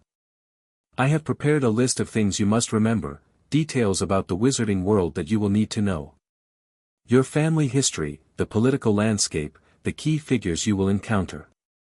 You have studied, yes, but this will serve as a useful reference. Harry took the journal, flipping through its pages. The handwriting was Loki's, neat, precise, and filled with subtle humor. He smiled despite himself. "Thank you," he said. "For everything. I don't think I ever properly thanked you for taking me in. For teaching me." Loki's expression softened, a rare moment of genuine emotion crossing his features. "You do not need to thank me, Harry. You are my brother. That is enough." The Bifrost was a swirling vortex of rainbow light, its energy crackling and humming as it prepared to transport Harry from Asgard to Earth. The Einherjar had gathered to see him off, their armor gleaming in the golden light. Thor stood at the forefront, his face a mixture of pride and concern. "Remember, little brother," Thor said, his voice a low rumble, "you are not alone. If you ever need us, simply call upon the storm. I will hear it, no matter where I am." Harry smiled, the weight of his brother's words settling on his shoulders. "I know, Thor. I'll be fine. It's just a school. How dangerous can it be?" Thor laughed, a booming sound that echoed off the palace walls. "Famous last words, little brother. Stay safe. And try not to start any wars." Loki stepped forward, his eyes glinting. "I have placed a few subtle enchantments on your belongings," he said quietly. "Small things, a charm that will help you find your way, a ward that will protect you from the more obvious dangers. But remember, Harry, the greatest weapon you have is your mind. Use it wisely." Harry embraced both of them, his heart swelling with gratitude. "I'll make you proud," he promised. "You already have," Frigga said, stepping forward to cup his face in her hands. Her eyes were bright with unshed tears. "You are my son, Harry. In all the ways that matter. Remember that. No matter what happens, you will always have a home here." Harry blinked back his own tears, nodding. "I'll be back before you know it. I promise." The Bifrost deposited him in a quiet, wooded area on the outskirts of a small village in Surrey. Harry stood for a moment, gathering his bearings. The air was different here, thinner, less charged with magic. The sky was a pale blue, dotted with fluffy white clouds. It was so ordinary, so mundane, that it almost felt surreal. He was dressed in clothes that had been chosen to blend in, simple jeans, a t-shirt, and a worn jacket. His hair was still unruly, but he had been told that was typical for wizards. He looked like any other 11-year-old boy. Except for the eyes. The eyes that held a depth of knowledge and power that no ordinary child could possess. Harry took a deep breath and began walking. He knew where he was supposed to go, a small, run-down cottage on the edge of town, where a representative from the wizarding world would be waiting for him. His guardian for the duration of his stay, a cover story that had been carefully crafted by Odin and Loki. The cottage was exactly as described, a small, stone building with a thatched roof and a garden that had seen better days. Harry knocked on the door, his heart pounding. It opened to reveal a woman in her 60s, her gray hair pulled back in a tight bun. She wore practical robes and had a kindly, weathered face. This was Professor Minerva McGonagall, the deputy headmistress of Hogwarts School of Witchcraft and Wizardry, and one of the few people in the wizarding world who knew the truth about Harry's arrival. "Harry Potter?" she asked, her Scottish accent crisp and clear. "Yes, ma'am," Harry replied, doing his best to appear shy and uncertain. McGonagall studied him for a moment, her eyes sharp and assessing. "I must say, you are not quite what I expected. After everything you have been through, I expected." She trailed off, shaking her head. "Well, it does not matter. Come in, please. We have much to discuss." The interior of the cottage was cozy and warm, filled with books and the smell of tea. McGonagall guided Harry to a small sitting room, where a fire crackled in the hearth. She gestured for him to sit, then took a seat opposite him. "First, let me say," she began, that I am deeply sorry for the circumstances of your childhood. The wizarding world has not been kind to you, Harry. We failed you. I can only hope that you will be willing to give us a chance to make things right." Harry nodded, his expression carefully neutral. "I understand, Professor. I'm ready to learn." McGonagall smiled, a warmth creeping into her stern features. "Good. That is good to hear." She reached into her robes and produced a letter, its envelope made of thick, creamy parchment. "This is your acceptance letter to Hogwarts School of Witchcraft and Wizardry. It contains all the information you will need about your education, including a list of required supplies. I understand that you have already been given some instruction in the magical arts, but I would ask that you keep that knowledge to yourself. It is best if your classmates believe you are starting from the same place as they are." Harry accepted the letter, his fingers brushing against the wax seal. "I understand, Professor. I won't say anything." "Good. Now, we have arranged for you to stay here for the remainder of the summer. Your guardian, a Mrs. Fig, will be arriving shortly. She is a squib, a non-magical person born to magical parents, and she will ensure that you are kept safe until the school term begins." Harry nodded, his mind already racing with plans. He would play the part of the innocent, ignorant orphan. He would let them underestimate him, let them think he was nothing more than a lucky survivor. It was what Loki would have advised, to hide his true strength, to observe and learn before revealing himself. The next few weeks were a careful balancing act. Harry attended to his cover story with meticulous attention to detail, pretending to be overwhelmed by the magical world while secretly cataloguing every piece of information he could gather. He visited Diagon Alley with McGonagall, purchasing his school supplies and marveling at the sights, the cauldrons bubbling with potions, the owls hooting in their cages, the crowds of witches and wizards bustling through the cobblestone streets. He bought a wand at Ollivander's, a shop so narrow and dusty that it seemed to lean in on itself. The old man with the pale, moon-like eyes studied him for an uncomfortably long time before handing him a wand made of holly and phoenix feather. "Curious," Ollivander murmured, his voice barely a whisper. "Very curious. The brother one-to-one that gave you that scar." Harry touched the lightning bolt scar on his forehead, a mark that had been given to him by the Dark Lord Voldemort. He had been told the story, how Voldemort had tried to kill him as a baby, and how the curse had rebounded, leaving Harry with nothing but a scar and a reputation as the boy who lived. Harry had not told anyone in Asgard about the scar. It seemed too personal, too tied to the world he had left behind. But now, as he stood in the dusty wand shop, he felt its presence more acutely than ever before. "The wand chooses the wizard, Mr. Potter," Ollivander said, handing him the holly wand. "This wand chose you. It is a powerful wand, and it will serve you well." Harry accepted it, feeling a warmth spread through his fingers. The wand felt like an extension of himself, a tool that would help him channel the power he had been hiding. He smiled, a genuine smile, and thanked the old man. The journey to Hogwarts was an event in itself. Harry arrived at King's Cross Station with Mrs. Fig, his trunk and owl cage in tow. He found platform 9 3/4 with a simple spell, a small bit of illusion magic that Loki had taught him, and stepped through the barrier into a world of steam and magic. The Hogwarts Express was a magnificent scarlet steam engine, its whistle echoing through the station as students said their goodbyes to their families. Harry boarded the train, finding an empty compartment near the back. He sat down, his heart pounding with anticipation. This was it. This was the beginning of his new life. The door to his compartment slid open, and a red-haired boy stuck his head in. He had freckles across his nose and an open, friendly face. "Hey," the boy said, grinning. "Mind if I sit here? Everywhere else is full." Harry nodded, gesturing for the boy to enter. "Go ahead." The boy plopped down on the seat opposite Harry, his grin widening. "I'm Ron. Ron Weasley." "You?" "Harry. Harry Potter."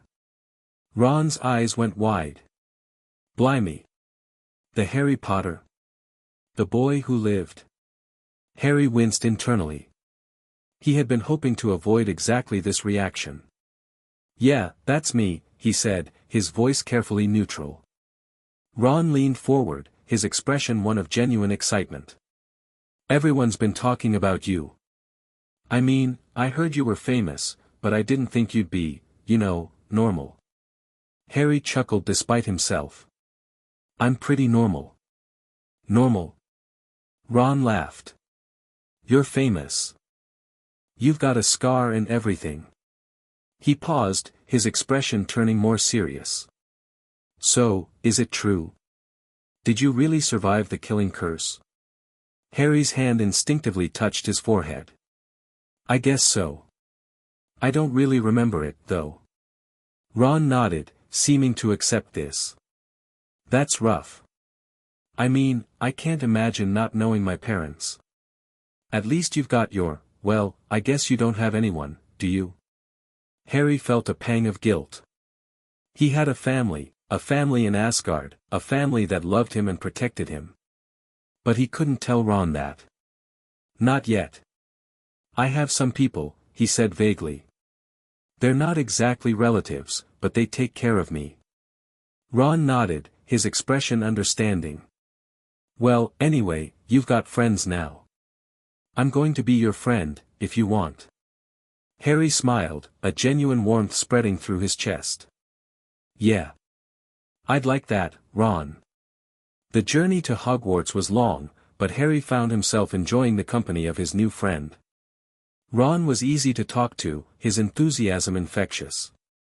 They shared treats from the trolley, chocolate frogs and Bertie Bott's every flavor beans, and Ron regaled Harry with stories of his family, his brothers, and his dreams of becoming a famous Quidditch player. When the train finally arrived at Hogsmeade Station, Harry stepped off with a sense of anticipation. The air was cold and crisp, and the stars were just beginning to appear in the sky. A giant man with a wild beard and a voice like thunder called for the first years to follow him to the boats. Harry! Ron called, tugging on his sleeve. Come on, we've got to get in the boats. They joined the crowd of first years, piling into small wooden boats that glided across the black lake. Harry watched as the castle came into view, a magnificent, towering structure of stone and glass, its windows glowing with warm light. It was beautiful. But it was not Asgard. Harry felt a pang of homesickness, a longing for the golden halls and the faces of his family. But he pushed it aside. This was where he needed to be. This was where his destiny awaited. The sorting ceremony was held in the Great Hall, a vast chamber with a ceiling that reflected the night sky. Hundreds of students sat at 4 long tables, their faces eager and curious as the first years filed in. Harry stood in the crowd, his heart pounding. Professor McGonagall called the names one by one, and each student approached the sorting hat, a battered old hat that seemed to come alive with a voice of its own. Hermione Granger. A bushy-haired girl with a determined expression stepped forward. The hat barely touched her head before it shouted, Gryffindor. The table on the far left burst into applause. Harry watched, his mind racing. He had studied the houses, understood their traits and values. Gryffindor was the house of the brave, Slytherin of the cunning, Ravenclaw of the wise, and Hufflepuff of the loyal. He wondered where he would be placed. Thor would want him in Gryffindor, he knew, the house of warriors and heroes. Loki would prefer Slytherin, the house of those who were clever and ambitious. Harry found himself torn, uncertain of where he truly belonged.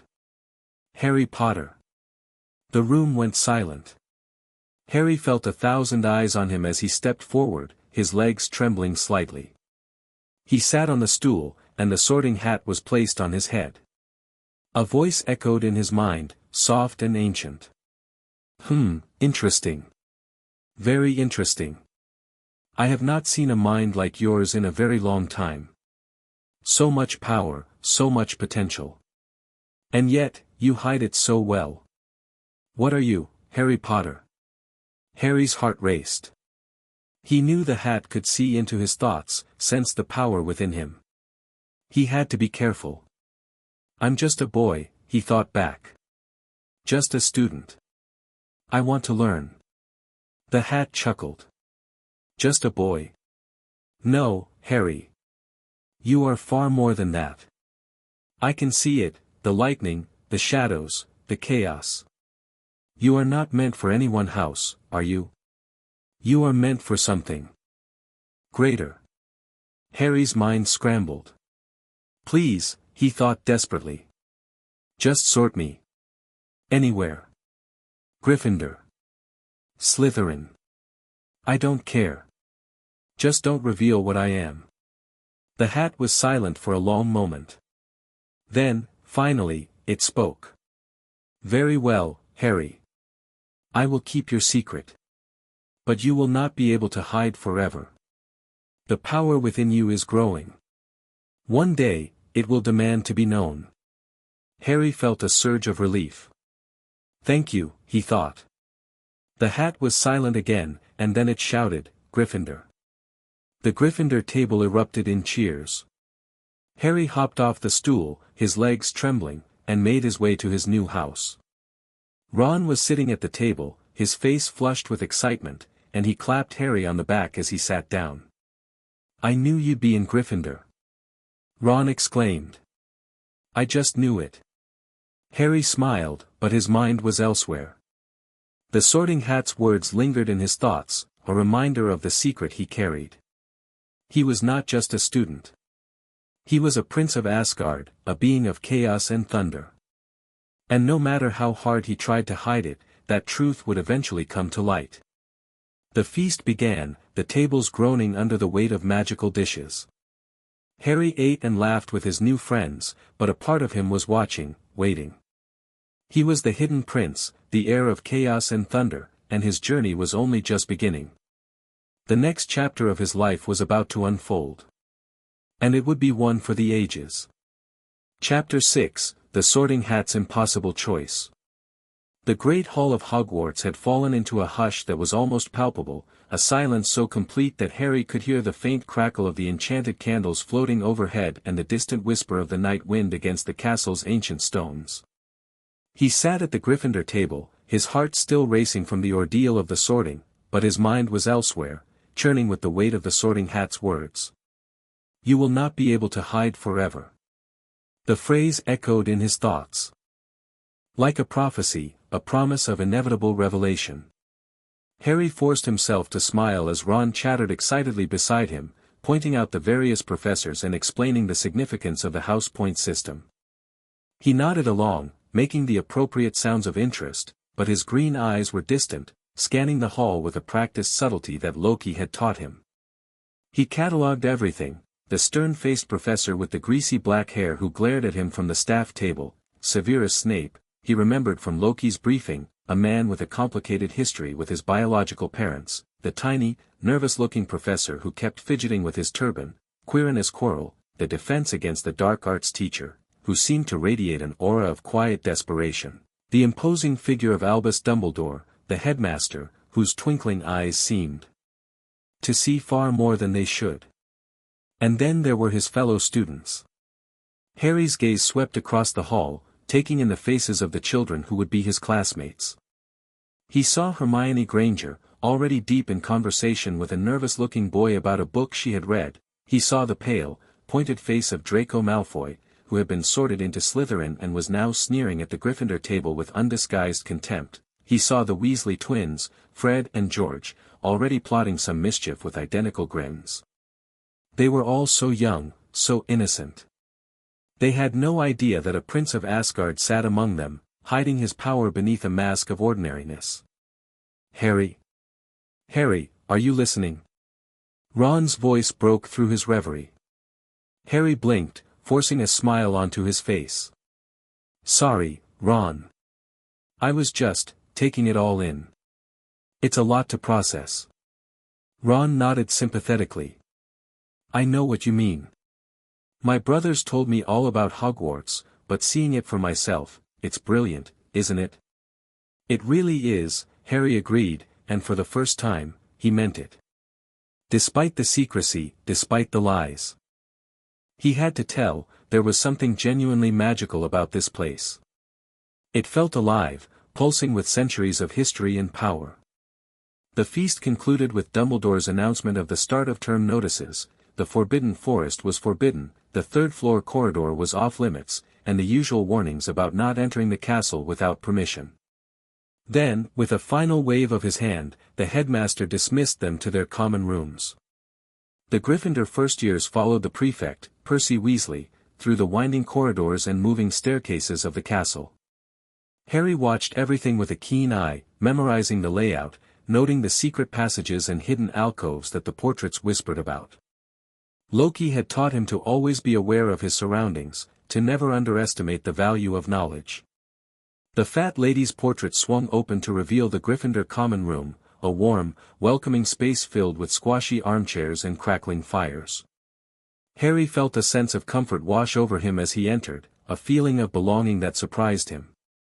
But even as he settled into his new bed in the boys' dormitory, his mind was still racing. The Sorting Hat had seen through him, had sensed the chaos and thunder within him. It had promised to keep his secret, but Harry knew that such promises were fragile. The truth would come out eventually. And when it did, he had to be ready. The first week of classes was a whirlwind of new experiences. Harry threw himself into his studies with a dedication that surprised even his professors. He excelled in charms, his natural magical ability giving him an edge over his classmates. He struggled with potions, not because he lacked skill, but because Professor Snape seemed to take an instant dislike to him, singling him out for criticism at every opportunity. But it was in defense against the dark arts that Harry felt the most unsettled. Professor Quirrell was a nervous wreck, stuttering through his lessons. And avoiding eye contact with his students. There was something wrong with him, Harry could sense it. The chaos energy within him pulsed with unease whenever Quirrell was near, as if warning him of a hidden danger. He kept his suspicions to himself, however. He was supposed to be an ordinary student, not a paranoid prince. He would observe, he would learn, and he would wait. It was during a particularly rainy afternoon in late September that Harry encountered his first true test of his Asgardian training. He was walking back to the common room after a dull history of magic lesson, his mind wandering, when he heard a commotion from an empty classroom. Peering through the crack in the door, he saw Draco Malfoy and his two cronies, Crabbe and Goyle, cornering a small, nervous-looking boy. Neville Longbottom, he remembered, a shy, forgetful boy who had already lost his toad twice. "Give it back, Malfoy," Neville pleaded, his voice trembling. "Please. It's my Remembrall." Malfoy laughed, holding the small glass sphere just out of Neville's reach. "What's the matter, Longbottom? Can't remember where you put your brains?" Harry felt a surge of anger, hot and immediate. This was wrong, a blatant abuse of power. But he hesitated. Loki's voice echoed in his mind, "Never reveal your hand, little brother. Observe first. Assess the situation. Then strike." He assessed.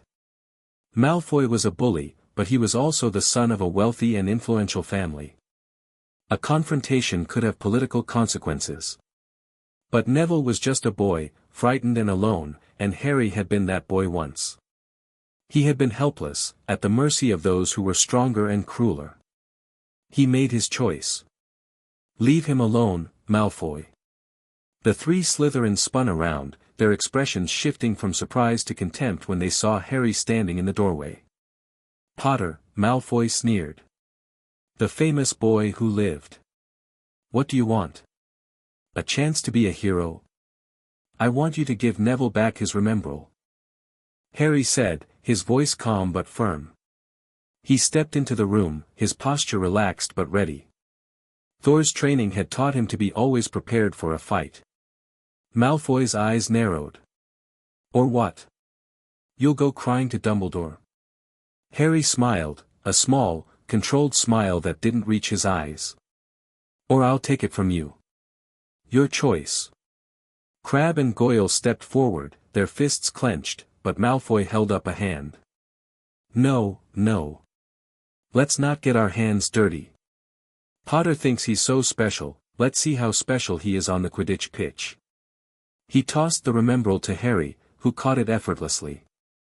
Save it for me, Potter. I'll be taking it back when I beat you at Quidditch. Harry watched them leave, his smile fading. He turned to Neville, who was staring at him with a mixture of awe and gratitude. Here, Harry said, handing him the remembrall. You should be more careful with this. Neville took it, his hands shaking. Thank you, Harry. I don't know what to say. Malfoy's been horrible to me ever since we got here. Don't worry about him, Harry said, clapping Neville on the shoulder. He's all talk. If he gives you any more trouble, just let me know. Neville nodded, a tentative smile forming on his face. You're really brave, Harry. Just like everyone says. Harry's smile was more genuine this time. I'm just a bloke who doesn't like bullies. That's all. But as he walked away, he couldn't shake the feeling that he had just made a mistake. Malfoy was a member of a powerful family, and a confrontation with him could have consequences that rippled far beyond this school. Loki would have advised caution, a more subtle approach. But Thor would have approved of his actions, of standing up for the defenseless. Harry was still learning to balance the two philosophies. It was a struggle that would define his entire time at Hogwarts. As the weeks passed, Harry settled into a routine. He attended classes, made friends, and carefully cultivated his image as an ordinary student. But beneath the surface, he was constantly vigilant, constantly assessing the people and situations around him. He also began to notice something strange. Whenever he was in the presence of Professor Quirrell, the chaos energy within him would pulse and writhe, as if sensing a threat. Harry tried to ignore it at first, chalking it up to his own paranoia. But the feeling persisted, growing stronger with each passing day. One evening, after a particularly tense defense against the dark arts lesson, Harry found himself in the library, poring over books on dark magic. He was looking for any mention of Quirrell, any hint of a connection to the Dark Lord Voldemort. Loki had taught him to trust his instincts, and his instincts were screaming that something was very wrong. Are you looking for something specific? Harry looked up to see Hermione Granger standing at the end of his table, her arms laden with books. Her expression was curious, and there was a hint of suspicion in her eyes. Just studying, Harry said, closing the book he had been reading. I'm having trouble with Professor Quirrell's lessons. Hermione's expression softened. Oh, I know what you mean. He's terribly nervous, isn't he? I've been reading up on the dark arts, trying to make sense of his lessons. It's all very interesting, really. The history of defensive magic is quite fascinating. Harry nodded, forcing himself to appear interested. Yeah, it's fascinating. Hermione sat down across from him, her eyes bright with enthusiasm. You know, Harry, I've been reading about the Dark Lord Voldemort. It's incredible what he did, how he rose to power. And then, how he fell. They say he's gone now, but I'm not so sure. There are rumors, you know. People who say he's not really dead. Harry felt a chill run down his spine. What do you mean? Hermione leaned forward, her voice dropping to a conspiratorial whisper. I've read that dark magic leaves traces, Harry. Like a stain that can't be washed away. They say that Voldemort's followers are still out there, waiting for him to return. They call themselves Death Eaters. It's all very frightening, really. Harry's mind raced. Death Eaters. He had heard Loki mention them, had read about them in the briefing he had prepared. They were dangerous, fanatical followers of the Dark Lord who would stop at nothing to see his return. Do you think he's really coming back? Harry asked, his voice carefully neutral. Hermione shrugged. I don't know. But I think we should be careful. Especially you, Harry. You're the one who defeated him, after all. He might want revenge. Harry managed a weak smile. I'll keep that in mind. That night, Harry lay in his bed, staring up at the canopy. His mind was racing, churning with questions and fears. The chaos energy within him was restless, pulsing with a rhythm that matched the beat of his heart. He felt like he was standing on the edge of a precipice, about to plunge into something far bigger than he had anticipated. He reached out with his mind, a technique Loki had taught him, and sent a message to Asgard. It was a simple communication, a request for guidance. He didn't expect an immediate response, but he knew that someone would be listening. The message was received. In the golden halls of Asgard, Loki, who had been reading in his chambers, looked up from his book, his eyes narrowing. He had felt Harry's distress through their bond, felt the turmoil and confusion that was consuming his little brother. He rose from his chair and made his way to the observatory, where Heimdall stood his eternal watch. "Heimdall," Loki said, his voice soft but urgent. "I need you to focus on my brother. There is something happening at Hogwarts. Something he cannot yet understand." Heimdall's golden eyes turned toward Midgard, piercing the veils of distance and time. He watched Harry for a long moment, his expression unreadable. "There is a darkness growing around him," Heimdall said finally. "A shadow that is not yet fully formed, but that is reaching for him. He is in danger, Prince Loki." Loki's face hardened. "Then we must act. But carefully. If we interfere too directly, it could cause more harm than good. We need to guide him, not rescue him."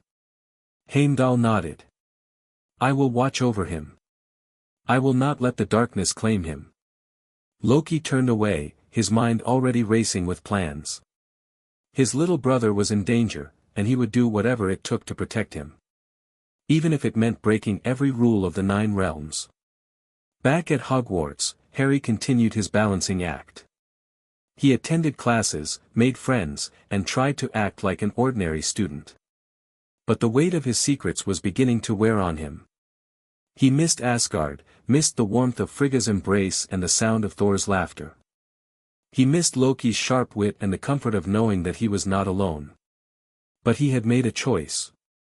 He was here to learn, to observe, and to protect. And he would do whatever it took to fulfill that duty. One evening, Harry was walking through the corridors when he heard a strange noise, a low, hissing sound that seemed to come from the walls themselves. He stopped, his heart pounding. The chaos energy within him surged, responding to the strange presence. "What was that?" he whispered, his hand instinctively reaching for the wand in his pocket. And then he heard it, a voice, cold and ancient, speaking in a language he did not recognize. "Rip, tear, kill." Harry spun around, but there was no one there. The voice seemed to come from everywhere and nowhere, echoing through the stone walls. "Who's there?" he called, his voice trembling despite his best efforts to remain calm. There was no response. Just the faint hissing sound, fading into silence. Harry stood in the empty corridor for a long moment, his heart racing. The voice was gone, but he could still feel its presence, a cold echo that lingered in the air. He had to find out what it was. He had to protect his friends, his new home, from whatever darkness was lurking in the shadows. The sorting of the hidden prince had been impossible for the Sorting Hat, because Harry Potter was not meant for any one path. He was a being of chaos and thunder, a prince of Asgard, and the darkness that was rising would soon learn just how powerful he truly was. Harry's first year at Hogwarts was only beginning, and he knew that the challenges ahead would test him in ways he could not yet imagine. But he was ready. He was the heir of chaos and thunder, and he would not be stopped.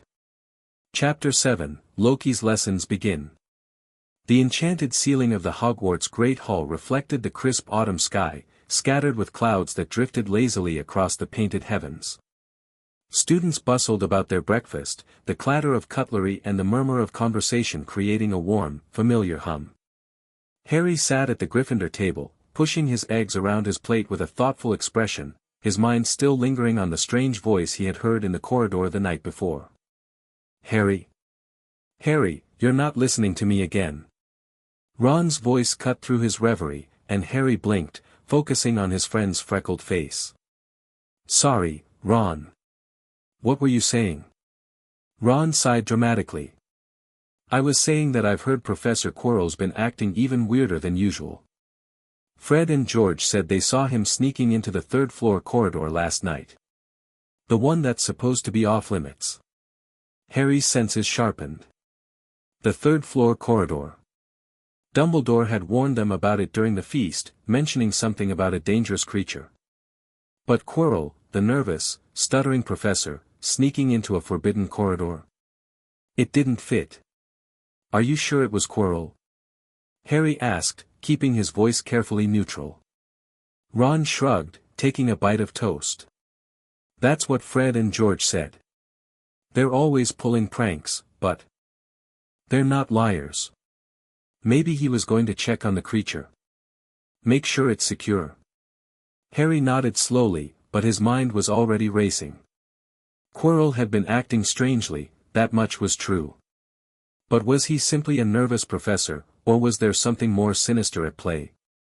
Harry's instincts, honed by years of Loki's training, told him that there was more to Quirrell than met the eye. He needed to investigate. But he also needed to be careful. If he revealed too much, he would blow his cover. He had to find a way to observe, to gather information, without drawing attention to himself. The solution came to him later that evening, as he sat in the Gryffindor common room, staring into the crackling fire. He would use the skills Loki had taught him. He would become a shadow, a ghost, invisible and unnoticed. It was time to put his training to the test. That night, after the common room had emptied and the castle had fallen into silence, Harry slipped out of his bed. He moved with practiced silence, his bare feet cold against the stone floor. He had cast a simple disillusionment charm on himself, a trick Loki had taught him early on, making him nearly invisible to the naked eye. He made his way through the winding corridors, his mind focused on the third-floor corridor. The path was labyrinthine, but Harry had memorized the layout of the castle with the meticulous attention to detail that Loki had drilled into him. He moved like a ghost, his footsteps silent, his breathing controlled. As he approached the forbidden corridor, he heard a faint sound, a whisper, barely audible, coming from behind a heavy oak door. Harry pressed his ear against the wood, his heart pounding. The stone. It is almost ready. The Dark Lord grows impatient. The voice was Quirrell's, but it was different, smoother, more confident, without the stutter that plagued his public persona. Harry felt a chill run down his spine. He was hiding something. He was working for someone. Harry reached out with his chaos magic, using it to enhance his senses. He could feel the presence of something dark and powerful beyond the door, an ancient, malevolent energy that made his skin crawl.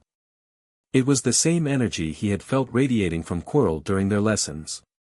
He withdrew, his mind racing. He had found what he was looking for, but he had also stumbled into something far bigger than he had anticipated. Quirrell was not just a nervous professor, he was a servant of darkness, a pawn in a game that could have catastrophic consequences. Harry made his way back to the Gryffindor common room, his heart heavy with the weight of his discovery. He had to tell someone. But who? Dumbledore? He didn't trust the old man enough to reveal his hand. McGonagall? She was strict, but she was also fair. And Loki had taught him to never reveal his full strength to anyone until he was absolutely certain of their loyalty. He would have to wait. He would have to observe, to learn more before he made his move. But Harry's investigation was only one part of his life at Hogwarts. The other part, the part that mattered most, was his education. And it was in the quiet hours of the night, when the castle was asleep and the world was still, that Loki's lessons truly began. Harry had been practicing his magic in secret, refining the skills Loki had taught him. He had discovered that the magic he had learned in Asgard was fundamentally different from the magic taught at Hogwarts. The wand-based spells were precise, controlled, and limited by the laws of physics and magical theory. But the magic of Asgard was older, wilder, rooted in the very fabric of reality itself. He spent his nights in the room of requirement, a magical chamber that appeared only when someone needed it, hidden away from the prying eyes of professors and students. Here, he practiced his illusions, creating phantom armies that marched across the walls and shifting landscapes that changed with every thought. He also experimented with his chaos magic, pushing the boundaries of what was possible. He learned to create perfect clones of himself, indistinguishable from the original. He learned to make himself invisible, to phase through walls, to bend light and sound to his will. He became a master of deception, a trickster in the making. But the most important lesson Loki had taught him was the lesson of control. Chaos magic was powerful, but it was also unpredictable. If Harry lost his focus, his emotions could overwhelm him, causing his magic to spiral out of control. He had to be constantly vigilant, constantly aware of his own state of mind. It was exhausting, but it was also exhilarating. For the first time in his life, Harry felt like he was truly in control of his destiny. One evening, Harry found himself in a particularly precarious situation. He had been practicing his illusions in an empty classroom when he heard footsteps approaching, Professor McGonagall, on her nightly rounds. He quickly dispelled the illusions and cast a disillusionment charm on himself, pressing himself against the wall as the door swung open. McGonagall stepped into the room, her eyes scanning the empty space. Harry held his breath, his heart pounding. She was sharp, observant, and she had a knack for sensing when something was amiss. For a long moment, she stood in the center of the room, her gaze sweeping across the desks and bookshelves. Then, with a soft sigh, she turned and left, closing the door behind her. Harry let out a breath he hadn't realized he was holding. That had been close. He needed to be more careful. But as he made his way back to the common room, he couldn't shake the feeling that he was being watched. He glanced over his shoulder, but there was no one there. The corridors were empty, the portraits silent. And then he saw it, a faint shimmer in the air, a subtle distortion that his trained eyes recognized instantly. "Loki," he whispered, his voice barely audible. The shimmer coalesced into a familiar, sharp-featured face. Loki smiled, his eyes gleaming with amusement. "Well done, little brother. You sensed me. That is a good sign." Harry's heart leaped with joy. "Loki! What are you doing here? You shouldn't be here, it's too dangerous." Loki stepped out of the shadows, his green robes blending seamlessly with the dim light of the corridor. "Dangerous? For me? I think not. But for you, yes. That is why I am here. I felt your distress, Harry. You have discovered something troubling, and I wanted to see for myself what has you so unsettled." Harry hesitated, then told Loki everything, about Quirrell's strange behavior, the whisperings in the forbidden corridor, the sense of a dark presence lurking beneath the surface of the castle. Loki listened in silence, his expression growing more serious with each word. When Harry had finished, he nodded slowly. "You were right to trust your instincts, Harry. The professor is a threat. And the presence you sensed, it is indeed dark magic, ancient and powerful. You must be careful. If you are discovered, it could have consequences not just for you, but for all the realms." Harry nodded, his jaw set. "I know. But I can't just stand by and let him do whatever he's planning. I have to stop him." "And you will," Loki said, placing a hand on his shoulder. "But you will not do so alone. I will help you, Harry.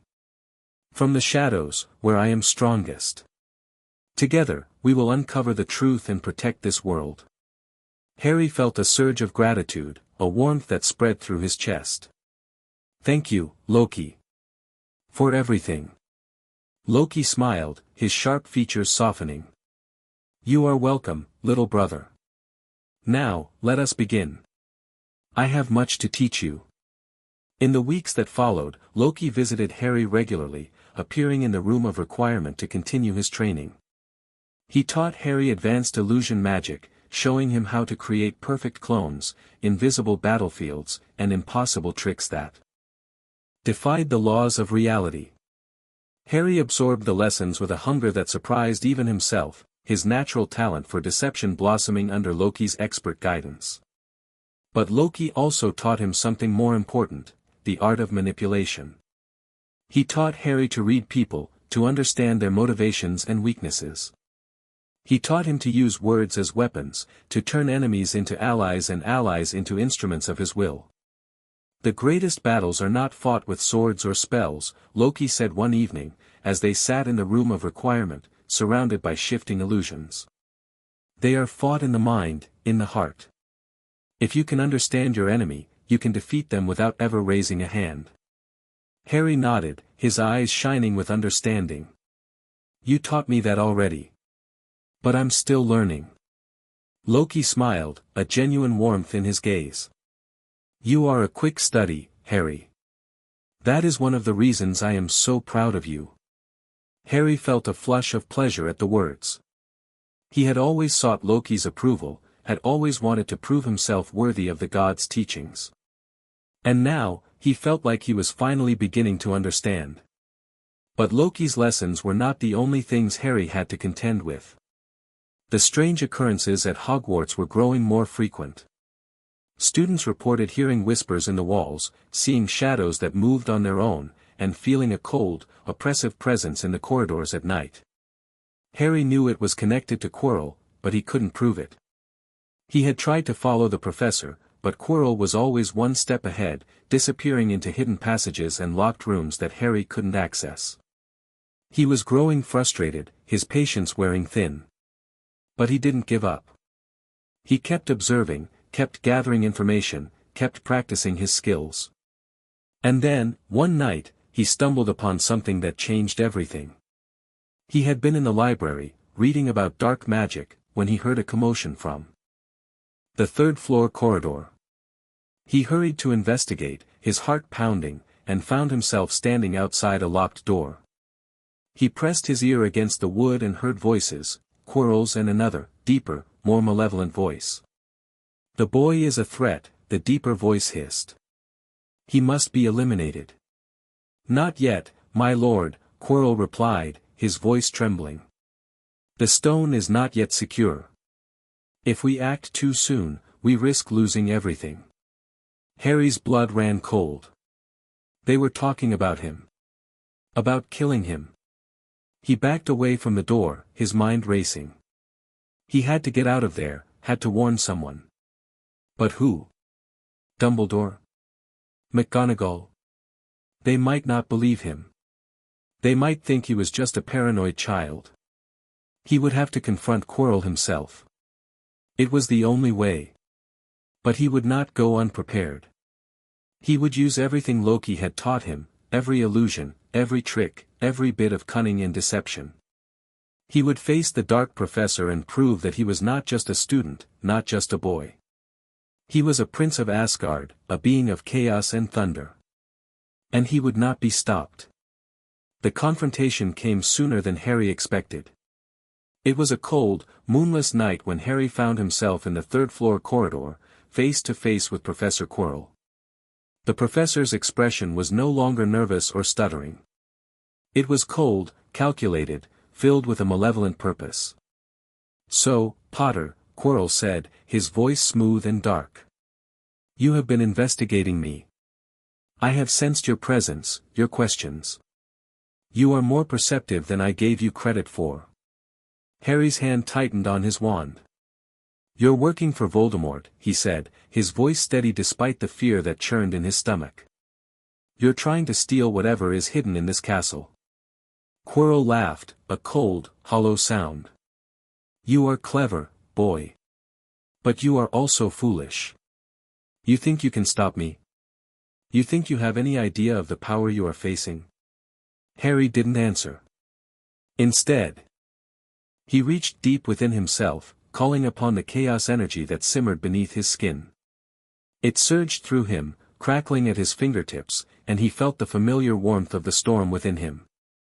You're wrong, Harry said, his voice echoing with a power that was not entirely his own. I know exactly what I'm facing.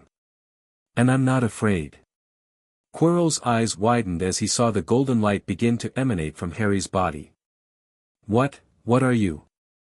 Harry smiled, a sharp, predatory smile that was pure Loki. I'm a prince of Asgard. And you're about to learn why you should never underestimate a god. He raised his hand, and the chaos energy exploded outward, a wave of golden light that sent Quirrell flying across the corridor. The professor crashed into the wall and crumpled to the ground, his eyes wide with shock. But Harry wasn't done. He called upon the storm within him, and lightning crackled at his fingertips. He aimed it at Quirrell, ready to strike, when a voice stopped him. Harry, stop. It was Dumbledore. The headmaster stood at the end of the corridor, his eyes wide with surprise. Harry lowered his hand, the lightning fading. Professor Dumbledore. He's working for Voldemort. He's trying to steal. I know, Dumbledore said, his voice gentle but firm. I know, Harry. And I am so proud of you. But you must not use such power here. Not yet. It is not the right time. Harry hesitated, his heart pounding. He wanted to argue, wanted to explain that he had everything under control. But Dumbledore's eyes held a wisdom that made him pause. Trust me, Harry, Dumbledore said. There is much you do not yet understand. But I will explain everything. In time. Harry nodded slowly, his anger fading. All right, Professor. I'll trust you. Dumbledore smiled, a warmth creeping into his ancient features. Good. Now, let us deal with Professor Quirrell. And then, we will talk. The aftermath of the confrontation was a blur. Quirrell was taken away, his dark plans foiled, and Harry was hailed as a hero. But Harry knew that the real battle was only beginning. The Dark Lord Voldemort was still out there, still plotting, still waiting for his chance to return. Harry had revealed a fraction of his power, but he had also revealed a fraction of his secret. Dumbledore had seen the lightning, had sensed the chaos energy. He would have questions. He would want to know the truth. And Harry would have to decide how much to reveal. But for now, he was just glad to be alive. He returned to the Gryffindor common room, tired and emotionally drained, but filled with a sense of purpose. He had faced his first real test, and he had passed. He had proven that he was stronger than he had ever imagined. Loki's lessons had paid off. The storm within him had been unleashed, and it would not be contained again. The air of chaos and thunder was beginning to emerge, and the wizarding world would never be the same. Chapter 8, The Storm God's Hammer. The days following the confrontation with Quirrell were strange for Harry. The castle buzzed with whispers of his bravery, students and professors alike casting curious glances his way. But Harry felt hollow, unsettled. He had revealed a fragment of his power, and the weight of that decision pressed down on him like a physical force. Dumbledore had kept his promise. The night after the confrontation, he had summoned Harry to his office, a circular room filled with whirring silver instruments and portraits of former headmasters. The old wizard had offered him lemon drops and a knowing smile, but his eyes held a depth of curiosity that made Harry uneasy. You are not an ordinary boy, Harry, Dumbledore had said, his voice gentle but probing. The power you displayed, it is not the magic I am familiar with. It is older. Wilder. I believe you have had experiences that most wizards could never imagine. Harry had deflected, offering half-truths and vague explanations. He had told Dumbledore that he had been trained by a powerful wizard before coming to Hogwarts, a guardian who had taught him to defend himself. It was a lie, but a necessary one. The truth about Asgard was not yet ready to be revealed. Dumbledore had seemed to accept the explanation, but Harry knew the old man was not fooled. He would be watching, waiting for Harry to slip. But Harry's mind was elsewhere. The chaos energy within him had been stirred by the confrontation, and he could feel it pulsing with a new intensity, demanding to be expressed. He spent his nights in the room of requirement, practicing his magic with a frantic desperation, trying to master the storm that was growing within him. It was during one of these sessions that he felt a familiar presence. The air shimmered, and Loki stepped out of the shadows, his expression unreadable. Loki? Harry lowered his hands, the golden light fading from his fingertips. What are you doing here? It's not safe. Loki smiled, a thin, knowing expression. I am always where I am needed, little brother. And you are in need of guidance. The power within you is growing, and you are struggling to control it. Harry nodded, his jaw tight. I feel like I'm going to explode. Like the storm inside me is going to tear me apart. Loki approached, his footsteps silent. He placed a hand on Harry's shoulder, his grip firm and reassuring. You are not alone in this, Harry. Thor and I have been discussing your progress. We have agreed that it is time for you to receive a gift, a weapon that will help you channel your power, to give it form and purpose. Harry's eyes widened. A weapon? Like Mjolnir?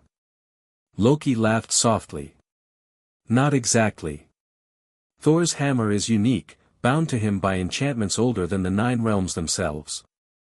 But we have commissioned the dwarves of Nidavellir to forge something for you, a weapon that will be yours alone, designed to channel both your storm magic and your chaos energy. Harry felt a thrill of excitement, a warmth spreading through his chest. When can I see it? Loki smiled, his eyes glinting. Soon, little brother. But first, you must prove yourself worthy. The dwarves do not forge weapons for the unworthy. You must undergo a trial, a test of your strength, your courage, and your heart. Harry nodded, his determination flaring. I'm ready. Tell me what I have to do. The trial took place on a remote mountaintop in the far reaches of Asgard, a place where the winds howled and the snow fell in endless sheets. Harry stood at the peak, his body shivering despite the magical warmth that enveloped him, his breath forming clouds in the frigid air. Thor stood beside him, his expression solemn. The trial is simple, little brother. You must call down the lightning and shape it into a weapon. But not with your hands, nor with your magic alone. You must use your heart. You must be the storm. Harry closed his eyes, reaching deep within himself. The chaos energy surged, crackling at his fingertips, and the storm above responded, the clouds churning with a new intensity. Let it flow, Thor's voice came, calm and encouraging. Do not fight it. Be the storm, Harry. Be the thunder.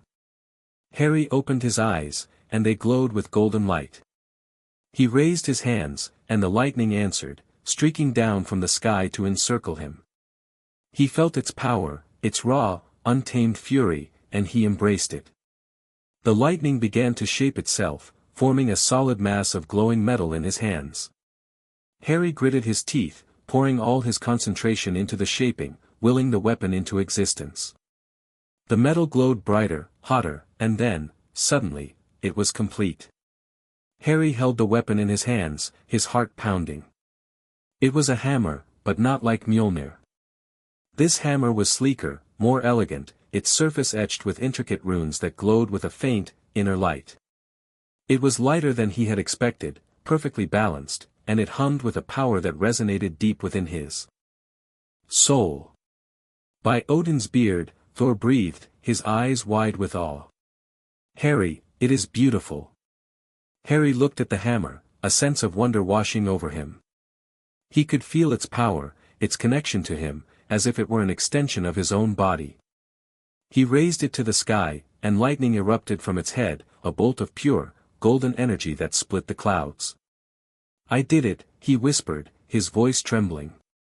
I actually did it. Thor clapped him on the back, his face alight with pride. You did, little brother. You have proven yourself worthy of the weapon. Come. Let us return to Asgard and show the others. The celebration in Asgard was magnificent. The great hall was filled with music and laughter, and Harry was the guest of honor. Odin sat upon his throne, his single eye gleaming with approval, while Frigga looked on with a proud smile. Harry stood before them, his new hammer held high. The runes on its surface glowed with a steady, silver light, and he could feel its power humming in harmony with his own. It is a fine weapon, Odin proclaimed, his voice resonating through the hall. Forged by the dwarves of Nidavellir, blessed by the magic of Asgard. It is yours, Harry, and it will serve you well. Harry bowed, his heart swelling with pride.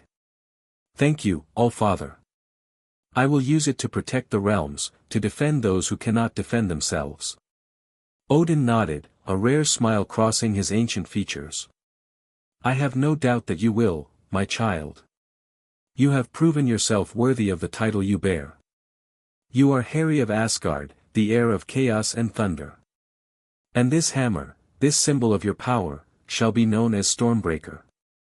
Harry felt a shiver of excitement run down his spine. Stormbreaker. The name felt right, felt like it was meant to be.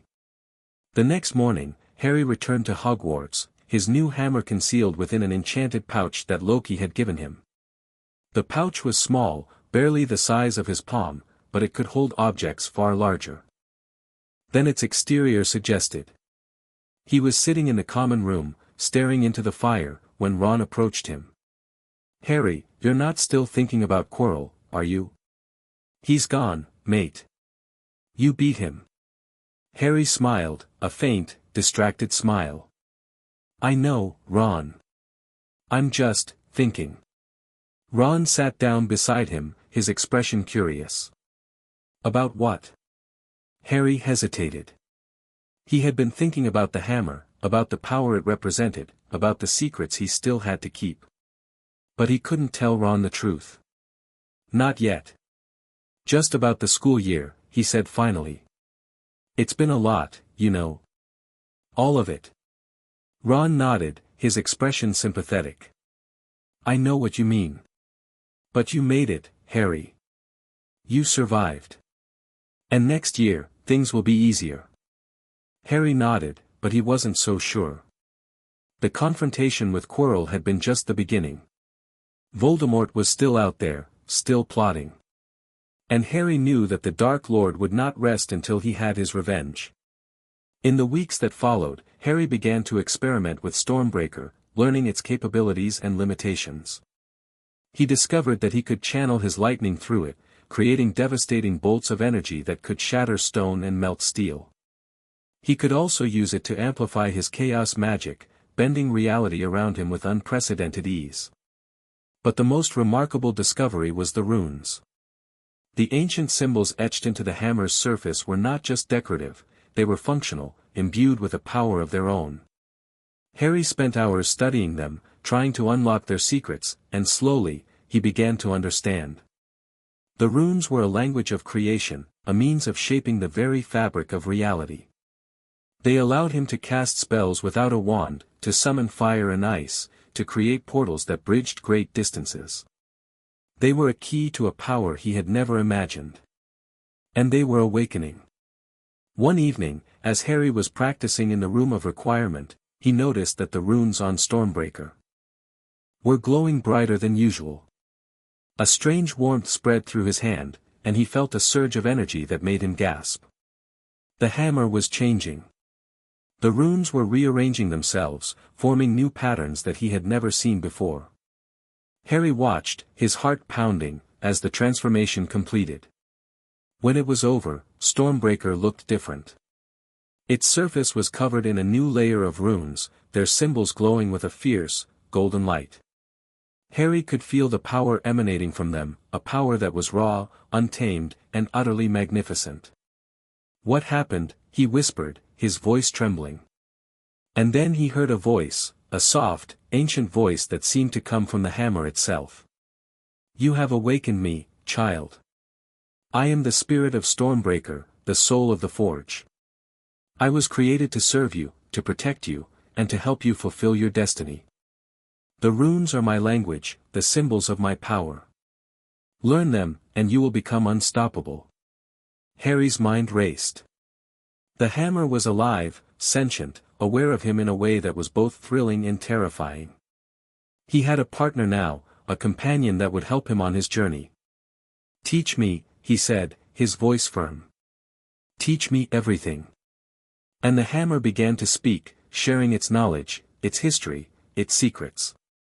Harry listened, absorbing every word, his mind expanding with each new revelation. The discovery changed Harry's perspective on everything. The hammer was not just a weapon, it was a teacher, a guide, a companion that would help him unlock the full extent of his power. He spent every spare moment with Stormbreaker, learning the runes, practicing the spells, and pushing the boundaries of what he could do. His progress was rapid, almost alarming. His magic grew stronger, more precise, more versatile. He could cast spells that would have taken a full-fledged wizard months to learn, and he could do it with a flick of his wrist and a whispered word. But Harry didn't let his power go to his head. He understood that the hammer was a gift, not an entitlement, and he used it with caution and respect. He was still learning, still growing, and he knew that the road ahead was long. And then, one night, something happened that changed everything. Harry was in the room of requirement, practicing with Stormbreaker, when the hammer began to glow with an intense, golden light. The runes pulsed, and the air around him grew thick with energy. The hammer spoke, its voice filled with urgency. "Harry, there is something you must see. A vision, born of the runes. Open your mind to me, and I will show you." Harry closed his eyes, letting the hammer's energy wash over him. Visions flooded his mind, images of a dark castle, a gathering of hooded figures, and a throne made of bone. And on the throne sat a figure, a shadow made flesh, his eyes glowing with a malevolent crimson light. It was Voldemort. The Dark Lord had returned. And he was plotting a conquest that would engulf the wizarding world. Harry gasped, the vision fading. His heart was pounding, his breath coming in ragged gasps. "He's coming back," he whispered. "Voldemort is coming back." The hammer pulsed in response. "Yes, Harry. And you must be ready. The runes have shown me his plans, his weaknesses, his greatest fear. He is powerful, but he is not invincible. With my help, you can defeat him." Harry nodded, his jaw set with determination. "Then teach me, Stormbreaker. Teach me everything I need to know." And the hammer began to share its knowledge, revealing the deepest secrets of the Dark Lord's magic, the hidden truths that would one day lead to his downfall. In the days that followed, Harry's training intensified. He practiced with Stormbreaker for hours on end, learning to channel the runes, to summon their power, to weave them into spells that were beyond anything the wizarding world had ever seen. His control over his chaos magic grew stronger, his illusions more complex, his lightning more devastating. He was becoming a force of nature, a being of power and purpose. But the weight of his secrets still pressed down on him. He couldn't tell anyone the truth about his hammer, about his connection to Asgard, about the visions that haunted his nights. He had to carry that burden alone. It was a lonely existence, but Harry was used to being alone. He had been alone for most of his life, before Asgard. But now, he had a family, a purpose, and a hammer that would help him protect everything he loved. And he would not fail them. The school year ended with a flurry of exams and goodbyes. Harry said farewell to Ron and Hermione, promising to write over the summer. He boarded the Hogwarts Express, his heart heavy with the knowledge that he would not see his friends for months. But he was also excited. He would be returning to Asgard, to his family, to the golden halls and the familiar faces of his brothers. He would continue his training, his education, his journey toward becoming the warrior he was meant to be. Stormbreaker hummed softly in the enchanted pouch at his side, a constant reminder of the power he had unlocked and the challenges that still lay ahead. The storm god's hammer had been forged, and the heir of chaos and thunder was ready to face whatever the future held. The wizarding world was changing, and Harry was at the center of it all. The next chapter of his life was about to unfold, and it would be one for the ages. Chapter 9, The Chamber of Serpents. The summer had been a blur of golden light and intense training. Harry had returned to Asgard, to the warm embrace of Frigga and the proud smiles of Thor and Loki. He had spent his days on the training grounds, honing his skills with Stormbreaker, and his nights in the libraries, studying the ancient texts that held the secrets of chaos magic. But the visions continued to plague him. Voldemort was growing stronger, his influence spreading like a dark stain across the wizarding world. Harry could feel it, a cold, creeping presence that whispered at the edges of his consciousness. Loki had sensed it too. "The Dark Lord is not yet whole," he had said one evening, as they sat together in the palace gardens. "But he is close. The fragments of his soul are scattered, hidden in objects of great power. He is seeking a way to restore himself, and he will stop at nothing to achieve his goal." Harry had nodded, his jaw set with determination. "Then I have to stop him. Before he becomes too powerful to defeat." Loki had placed a hand on his shoulder. "You will, little brother. But you must be patient. The time is not yet right. You must continue to grow, to learn, to prepare. When the moment comes, you will be ready." Now, Harry stood in the great hall of Hogwarts, the familiar warmth of the enchanted ceiling washing over him.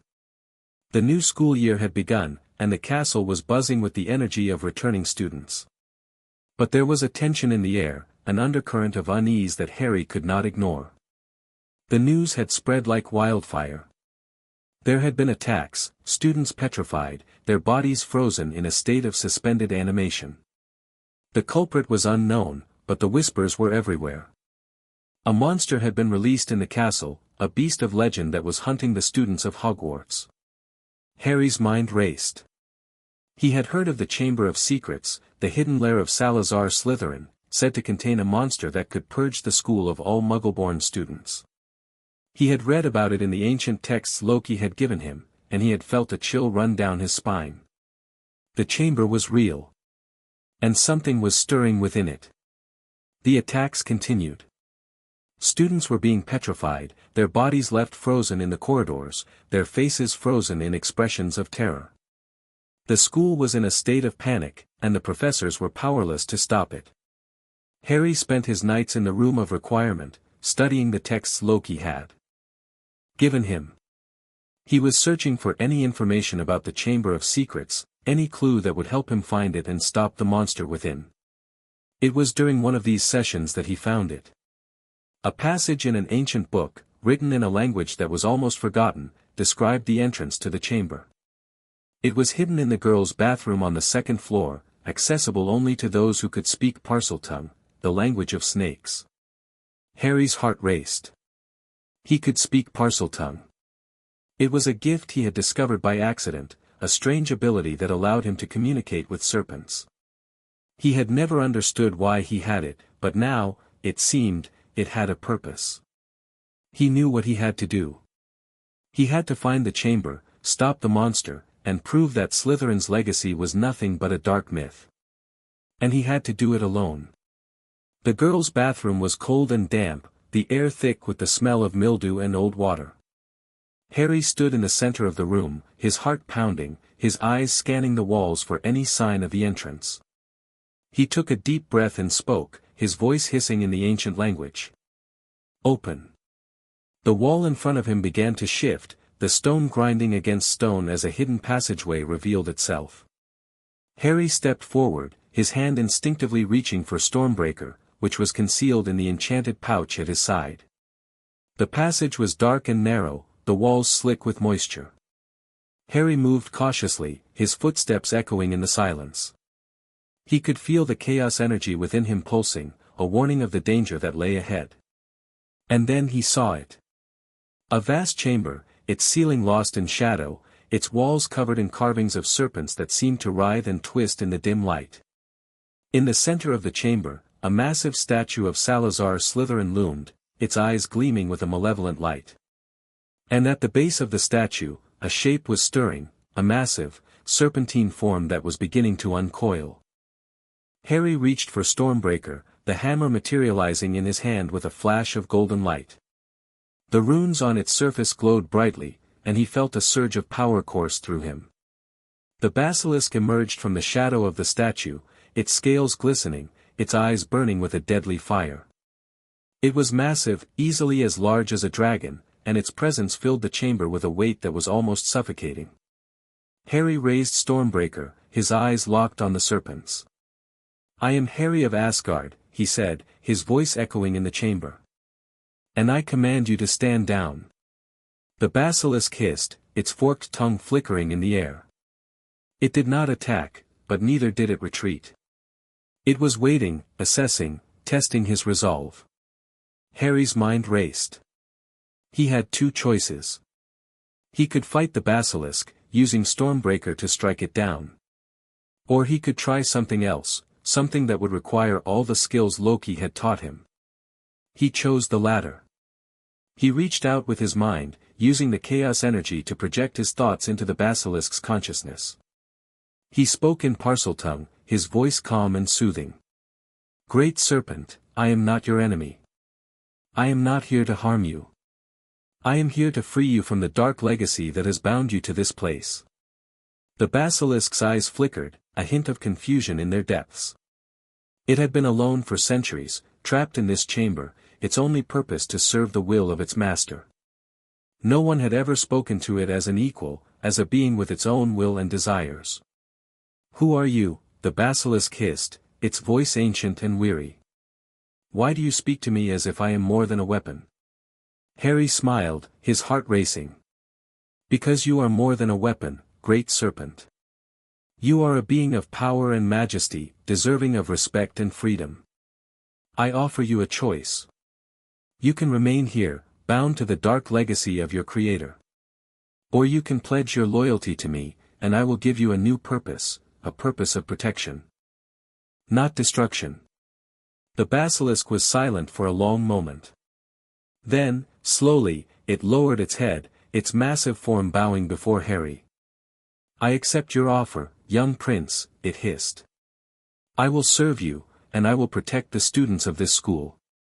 I will no longer be a weapon of fear. I will be a guardian of hope." Harry felt a surge of relief wash over him. He had done it. He had convinced the basilisk to join him, to become an ally instead of an enemy. The runes on Stormbreaker pulsed, and the hammer spoke, its voice ancient and wise. "You have done well, Harry. You have proven that power is not just about strength, but about understanding, compassion, and the willingness to see the good in all beings. This is a lesson that will serve you well in the battles to come." The aftermath of Harry's discovery was chaotic. The professors were shocked to learn that the Chamber of Secrets had been opened, and even more shocked to learn that Harry had managed to befriend the basilisk rather than destroy it. Dumbledore had summoned Harry to his office, his expression a mixture of awe and concern. "Harry, you have done something truly remarkable," he said, his voice gentle. "But I must ask you, how did you do it? How did you convince the basilisk to turn from its dark purpose?" Harry hesitated, then decided to tell Dumbledore a version of the truth. "I have a gift, Professor.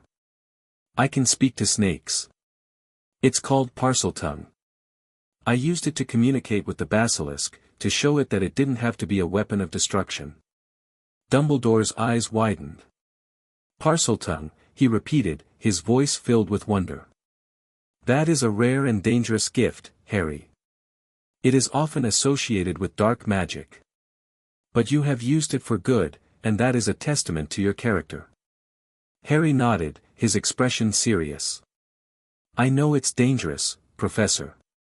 But I believe that every gift can be used for good, if the person wielding it has the right intentions." Dumbledore smiled, warmth creeping into his ancient features. "You are wise beyond your years, Harry. I have no doubt that you will continue to do great things." The weeks that followed were a whirlwind of activity. The basilisk, now a loyal ally, was relocated to the Forbidden Forest, where it could live in peace away from the students. The attacks stopped, and the petrified students were eventually revived.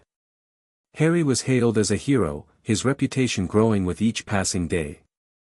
But he knew that the true battle was still to come.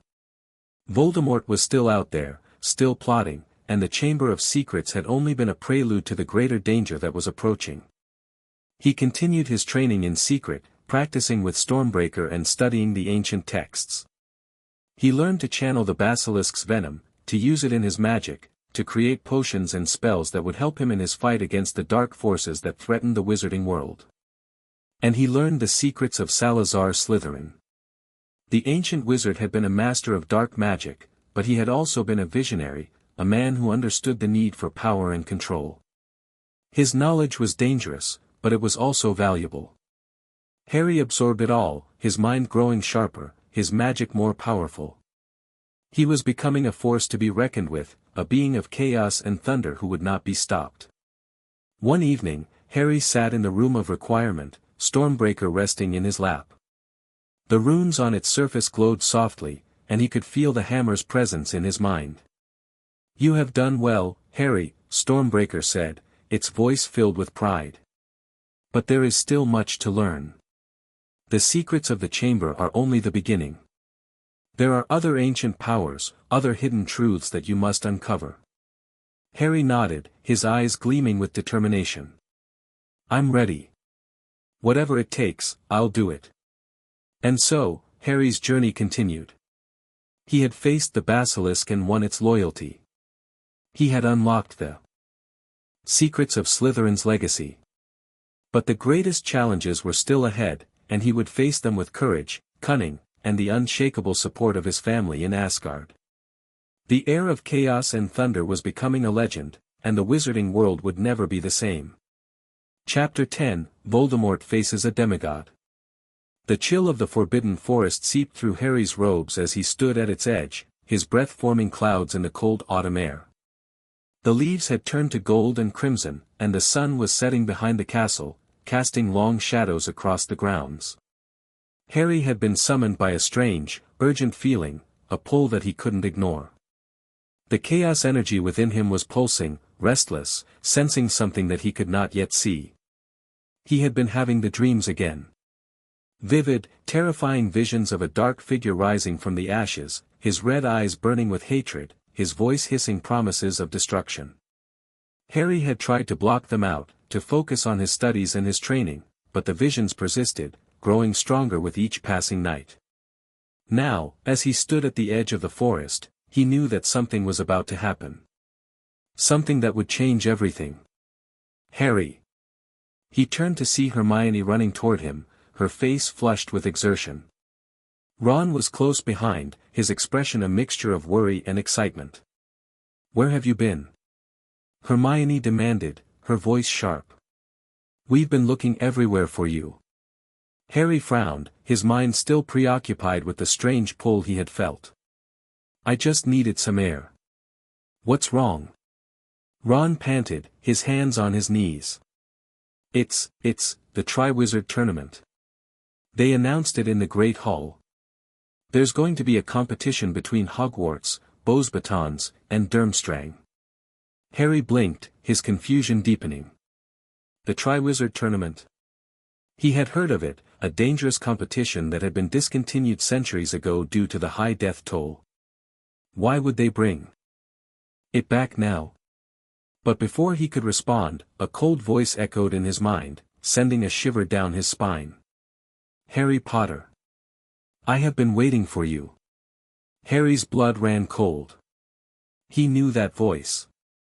He had heard it in his nightmares, in the visions that plagued his sleep. It was Voldemort. The Dark Lord was near. "Harry. Are you okay?" Ron asked, his voice filled with concern. Harry forced a smile, his mind racing. "I'm fine, Ron. Just a bit surprised, that's all. I have to go. I'll meet you later." Before they could protest, Harry turned and ran, disappearing into the shadows of the forest. He moved quickly, his feet carrying him deeper into the trees, following the pull of the chaos energy within him. The clearing was small and dark, the trees pressing in from all sides. In the center, a figure stood, cloaked in black, his face hidden in shadow. Harry's hand instinctively reached for Stormbreaker, the hammer materializing in his grip with a flash of golden light. "So," the figure said, his voice cold and smooth. "You have finally come. I have been waiting for this moment, Harry Potter.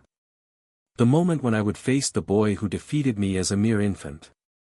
Harry's grip on Stormbreaker tightened. "You're not Voldemort. Not the real one. You're just a fragment, a shadow of what he once was. The figure laughed, a cruel, hollow sound. I am more than a fragment, boy. I am the Dark Lord's will, his purpose, his essence.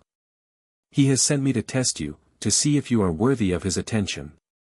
And I must say, I am not impressed. The figure raised his hand, and a bolt of green light shot toward Harry. He dodged, rolling to the side, and came up swinging. Stormbreaker met the figure's next attack with a flash of golden light, the runes on its surface blazing with power. You cannot defeat me, boy, the figure hissed, his voice filled with rage. I am the Dark Lord's shadow, his herald of destruction. I am. You are nothing, Harry said, his voice calm and steady. You are a remnant of a defeated enemy, a fragment of a broken soul. And I have faced far greater threats than you. He raised Stormbreaker, and the hammer began to glow, its runes pulsing with power. Lightning crackled at its head, and the air grew thick with energy. This is for everyone you've hurt, Harry said, his voice echoing with a power that was not entirely his own. This is for my parents, for the students you've terrorized, for the world you've tried to destroy. He swung the hammer, and a bolt of pure, golden lightning exploded from its head, striking the figure in the chest. The dark shape screamed, a sound of pure agony, and then it dissolved into a cloud of ash and smoke. The clearing fell silent. Harry stood in the center, his chest heaving, Stormbreaker still crackling with residual energy. But he knew that this was not the end. The shadow had been a test, a prelude to the true battle that was to come. Voldemort was still out there, still plotting, and he would not rest until he had destroyed everything Harry loved. The aftermath of the encounter was a blur. Harry made his way back to the castle, his mind racing. He had faced Voldemort's shadow and emerged victorious, but he knew that the true Dark Lord was far more powerful. He had to prepare, had to train, had to become strong enough to face the real threat. He told no one about what had happened. He couldn't. If anyone found out that Voldemort was still active, it would cause panic, chaos. And Harry had learned from Loki that fear was the greatest weapon of all. He would not give Voldemort that advantage. But the event had a profound effect on Harry. He began to train with a renewed intensity, pushing himself to his limits and beyond. He practiced with Stormbreaker until his arms ached, studied the ancient texts until his eyes burned, and honed his chaos magic until it responded to his every whim. Loki visited him more frequently, offering guidance and support. You did well, little brother, he said one evening, as they sat in the room of requirement. You faced the shadow and defeated it. But you must remember that the shadow was only a fraction of the true threat. The Dark Lord is patient, cunning, and utterly without mercy. He will not make the same mistake twice. Harry nodded, his jaw set with determination. I know, Loki. I'm ready for whatever comes. Loki smiled, a thin, knowing smile. I know you are, Harry. That is why I am so proud of you. The weeks that followed were a whirlwind of activity. The Triwizard Tournament was announced, and the castle buzzed with excitement. Students from Beauxbatons and Durmstrang arrived, their presence adding a new energy to the school. Harry watched from the sidelines, his mind still focused on his training. But the tournament was not the only thing on his mind. He had received a message from Thor, sent through the Bifrost, warning him that dark forces were gathering across the 9 realms. Monsters were stirring, ancient beings that had been dormant for centuries were awakening, and Harry's power was attracting their attention. He was a target, and everyone around him was in danger. Harry knew he had to act. He could not let the darkness spread, could not let Voldemort and his allies destroy everything he had come to love. He would fight, he would protect, and he would triumph. The night of the first task arrived, and the stands were filled with spectators. Harry stood in the champion's tent, his heart pounding, his hand resting on Stormbreaker. He had been chosen as a champion, forced to compete in the dangerous tournament. It was a trap, he knew, Voldemort's way of getting him into the open. But Harry was ready. He would face whatever the tournament threw at him, and he would emerge victorious. The first task was a dragon. Harry stepped into the arena, his eyes fixed on the massive Hungarian horntail that was chained in the center. The beast roared, its breath hot and foul, its eyes filled with rage. Harry raised Stormbreaker, and the hammer began to glow. Lightning crackled at its head, and the air grew thick with energy. He would not fight the dragon, he would command it. He reached out with his chaos magic, projecting his thoughts into the dragon's mind. He spoke in Parseltongue, his voice calm and soothing, and the beast's rage began to subside. "I am not your enemy," Harry said, his voice echoing in the dragon's mind. "I am not here to hurt you. I am here to free you from the chains that bind you." The dragon blinked, its eyes focusing on Harry. For a long moment, it was silent. Then, slowly, it lowered its head, bowing before him. The crowd erupted in cheers, their voices a thunderous roar that echoed off the castle walls. Harry had done the impossible, he had tamed a dragon. The dragon's loyalty was now his. And Harry knew that he would need every ally he could get in the battle to come. The tournament continued, and Harry's reputation grew. He faced each task with courage and cunning, using his Asgardian training and his chaos magic to overcome every obstacle. He became a legend, the boy who could do the impossible, the hero who would not be stopped. But the true battle was still to come. Voldemort was growing stronger, and the night of the third task was approaching. Harry knew that it would be his greatest test, the moment when he would have to face the Dark Lord himself. And he was ready. The night of the third task was dark and cold. The maze loomed before Harry, its hedges tall and impenetrable, its shadows alive with hidden dangers. He stepped into the maze, his hand resting on Stormbreaker, his heart pounding with anticipation. The maze was a labyrinth of traps and illusions, each one more dangerous than the last. Harry faced them all, his chaos magic guiding him through the shifting paths, his lightning striking down every threat. But he knew that the real challenge was waiting for him at the center. And when he reached the heart of the maze, he found himself standing in a clearing, facing a figure that he had seen in his nightmares 1,000 times. Voldemort stood before him, his face pale and serpentine, his eyes burning with a crimson fire. He was more powerful than Harry had ever imagined, his presence a weight that pressed down on the very air. "Harry Potter," Voldemort hissed, his voice filled with malice. "At last, we meet face to face. I have been waiting for this moment for a very long time." Harry's grip on Stormbreaker tightened. "I've been waiting for it too, Tom. And I'm not afraid of you." Voldemort laughed, a cold, hollow sound. "You should be, boy. I have killed greater wizards than you. I have conquered kingdoms and destroyed armies. And you are nothing but a child, playing at being a hero." Harry raised Stormbreaker, the runes on its surface blazing with golden light. "I am more than a child, Tom. I am a prince of Asgard, the heir of chaos and thunder. And I will not let you destroy everything I love." Voldemort's eyes widened as he saw the power emanating from the hammer. What is that?" "That is no wizard's magic." Harry smiled, a sharp, predatory smile that was pure Loki.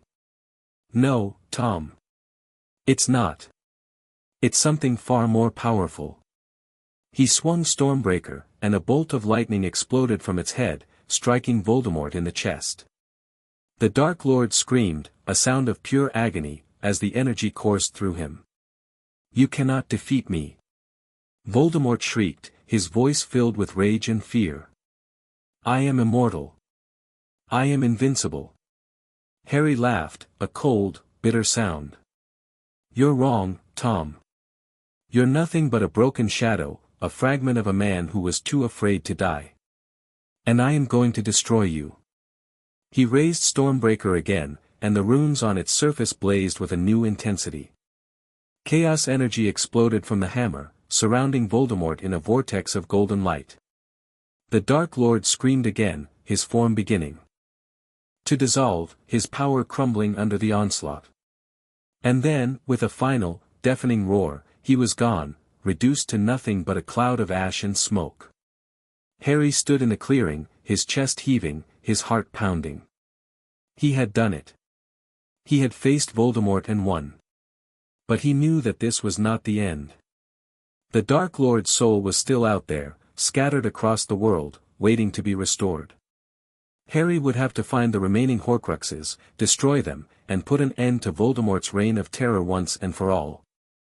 But for now, he allowed himself a moment of victory. He had faced his greatest enemy and emerged triumphant. And he would continue to fight, to protect, to become the hero that the wizarding world needed him to be. The heir of chaos and thunder had faced the Dark Lord, and he had won. Chapter 11, Secrets of Yggdrasil. The victory in the maze had been bittersweet. Harry had faced Voldemort and emerged triumphant, but the battle had left him shaken. He had seen the Dark Lord's power up close, felt the weight of his malice, and understood just how dangerous his enemy truly was. The Horcruxes, fragments of Voldemort's soul hidden in objects of great power, were scattered across the world, each one an anchor that kept the Dark Lord tethered to life. Harry knew that he would have to destroy them all if he wanted to end Voldemort's reign of terror once and for all. But first, he needed to understand the nature of the magic that bound Voldemort to existence. And that meant delving deeper into the secrets of the cosmos, the ancient knowledge that Loki had only begun to share with him. It was a cold, clear night when Loki appeared in the room of requirement, his expression more serious than Harry had ever seen it. The god of mischief moved with his characteristic grace, but there was a weight in his step, a gravity in his eyes that made Harry's heart sink. "Harry," Loki said, his voice soft but urgent. "There is something I must show you. Something that will change everything you think you know about magic, about the realms, about the very fabric of existence." Harry felt a chill run down his spine. "What is it?" Loki smiled, a thin, mysterious smile. "I am going to show you the secrets of Yggdrasil." The journey through the Bifrost was brief but disorienting. Harry found himself standing in a vast, ethereal space, surrounded by a shimmering network of roots and branches that seemed to stretch into infinity. The air was thick with a power that made his skin prickle, and he could feel the chaos energy within him pulsing in response. "What is this place?" Harry whispered, his voice echoing in the vast silence. Loki stepped forward, his robes brushing against the glowing roots. "This is Yggdrasil, the World Tree," he said, his voice filled with reverence. "It is the axis of all existence, the cosmic tree that connects the 9 realms and holds the fabric of reality together. Its roots extend into the realms of the living and the dead, its branches reach into the heavens and the depths of the underworld. It is the source of all magic, the wellspring of creation itself." Harry approached the tree, his hand reaching out to touch one of its glowing roots. The moment his fingers made contact, he felt a surge of power so intense that it made him gasp. Visions flooded his mind, images of ancient wars, of gods and monsters, of the birth of the cosmos and the death of stars. "Yggdrasil is not just a tree," Loki continued, his voice a low murmur. "It is a living entity, a consciousness that has existed since the dawn of time. It holds the memories of all that has been and all that will be. And it has chosen to reveal its secrets to you, Harry. You have been deemed worthy." Harry pulled his hand away, his heart pounding. "Why me? I'm just a boy." Loki laughed, a soft, genuine sound. "You are far more than a boy, Harry. You are a being of chaos and thunder, a prince of Asgard, a child of prophecy. Yggdrasil recognizes you as its own, and it wants to help you fulfill your destiny." The lessons that followed were unlike anything Harry had ever experienced. Loki guided him through the branches of Yggdrasil, showing him the secrets of the runes, the ancient symbols that held the power of creation. He taught Harry to read the language of the cosmos, to understand the patterns of fate and the threads of destiny that wove through all existence. "You see," Loki explained, tracing a glowing symbol in the air, "the runes are not just letters. They are concepts, ideas, forces of nature.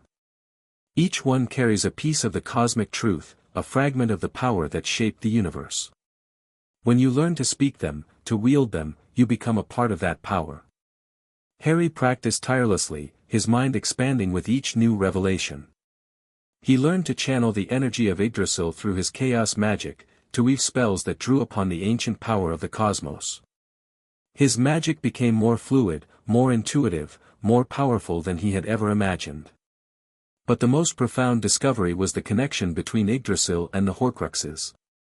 Loki revealed that the Dark Lord had used forbidden magic to tether his soul to existence, and that the key to destroying the Horcruxes lay in the ancient power of the World Tree. "The Horcruxes are an abomination," Loki said, his voice filled with contempt. "They are a corruption of the natural order, a violation of the sacred balance of life and death. Yggdrasil rejects them, and it will help you destroy them." Harry nodded, his jaw set with determination. "Then that's what I'll do. I'll use the power of Yggdrasil to destroy every last Horcrux." But Harry's training was not without its dangers. As he delved deeper into the secrets of Yggdrasil, he began to sense a presence, a cold, malevolent shadow that lurked at the edges of his consciousness.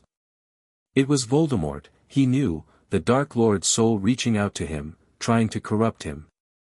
To turn him from his path. "It's getting stronger," Harry said one evening, his face pale with exhaustion. "Voldemort, he's in my mind. I can feel him. He's trying to break me." Loki's expression grew serious. "The Dark Lord is powerful, Harry, but he is not invincible. The connection between you is a double-edged sword. He can sense you, but you can also sense him. Use that connection to your advantage. Learn his secrets, understand his weaknesses, and you will be able to defeat him." Harry nodded, his eyes gleaming with determination. "I will. I won't let him win." The weeks that followed were a blur of training and preparation. Harry practiced with Stormbreaker, honing his skills with the hammer and learning to channel the power of Yggdrasil through its runes. He studied the ancient texts, uncovering the hidden knowledge that would help him destroy the Horcruxes. And he continued to strengthen his connection to the World Tree, feeling its power flowing through him like a second heartbeat. But the strain was beginning to take its toll. Harry was exhausted, his body and mind pushed to their limits. He spent his nights in the room of requirement, his days in classes, his every waking moment consumed by his mission. One evening, Ron cornered him in the common room. "Harry, mate, you look terrible. You've been disappearing every night, barely sleeping, barely eating. What's going on?" Harry forced a smile, his eyes distant. "I'm fine, Ron. Just, a lot of studying, that's all." Ron frowned, his expression unconvinced. "Studying? Harry, I've known you for years. This isn't studying. This is something else. Something you're not telling me." Harry hesitated. He wanted to tell Ron the truth, to share the burden of his mission. But he couldn't. Not yet. The secrets of Yggdrasil, the Horcruxes, the connection to Asgard, it was all too much, too dangerous to share with anyone. "Trust me, Ron," Harry said, his voice gentle. "I'm fine. I just need a bit of time. To sort things out. I promise I'll tell you everything when I can." Ron studied him for a long moment, then nodded slowly. "All right, Harry. I trust you. But if you ever need me, I'm here. You know that, right?" Harry smiled, a genuine warmth spreading through his chest. "I know, Ron. Thank you." The night of the full moon, Harry stood at the edge of the forbidden forest, his hand resting on Stormbreaker. The chaos energy within him was pulsing, and he could feel the presence of Yggdrasil, its roots reaching out to him across the vast distances of the cosmos. He had come here to perform a ritual, a ceremony that would strengthen his connection to the World Tree and unlock the secrets of the runes. It was dangerous, Loki had warned him, but it was necessary if he wanted to succeed. He began to chant, his voice echoing in the ancient language of the runes. The air grew thick with power, and the ground beneath his feet began to tremble. Lightning crackled overhead, and the trees around him seemed to bend and writhe, as if they were alive. And then, the ritual was complete. Harry felt a surge of power so intense that it made him gasp. The runes on Stormbreaker blazed with a new light, and he could feel the energy of Yggdrasil flowing through him, connecting him to the very fabric of existence. He had unlocked the secrets of the World Tree. And he was ready to face whatever came next. Harry's training with Loki continued, his mastery over the runes growing with each passing day. He learned to create wards that could repel dark magic, to cast spells that could heal wounds and mend broken bones, to summon the power of the storm at will. But the most important lesson he learned was the power of choice. Yggdrasil had shown him the threads of fate, the infinite possibilities that stretched before him. He could choose the path of destruction, the path of revenge, the path of power. Or he could choose the path of protection, the path of compassion, the path of hope. And Harry chose hope. "I will protect the realms," he said, his voice filled with conviction. "I will defend the innocent, stand against the darkness, and bring light to the shadows. I will be the hero that the world needs." Loki smiled, a genuine warmth in his eyes. "That is the choice of a true prince, Harry. And I am proud to call you my brother." The next morning, Harry woke with a new sense of purpose. He was stronger, more confident, more determined than ever before. He had unlocked the secrets of Yggdrasil, forged a connection to the World Tree, and gained the knowledge he needed to destroy the Horcruxes. He knew that the battle ahead would be long and difficult. But he also knew that he would not be fighting alone. He had his friends, his family, and the power of the cosmos itself on his side. And with Stormbreaker in his hand and the runes of Yggdrasil in his heart, he was ready to face whatever the future held. The days that followed were a flurry of activity. Harry continued his training, honing his skills and preparing for the battles to come. He also began to search for the Horcruxes, using the knowledge he had gained from Yggdrasil to track them down. He discovered that one of the Horcruxes was hidden in the Chamber of Secrets, the very place where he had faced the basilisk. He returned to the chamber, his heart pounding, and searched every corner until he found it, a small, tarnished locket that pulsed with a malevolent energy. He raised Stormbreaker and brought it down on the locket, shattering it into 1,000 pieces. A scream echoed through the chamber, and a dark mist rose from the broken fragments before dissipating into nothing. Harry had destroyed the first Horcrux. And he would destroy them all. The battle was far from over, but Harry felt a sense of hope that he had not felt in a long time. He had unlocked the secrets of Yggdrasil, strengthened his connection to the World Tree, and taken the first step on the path to defeating Voldemort.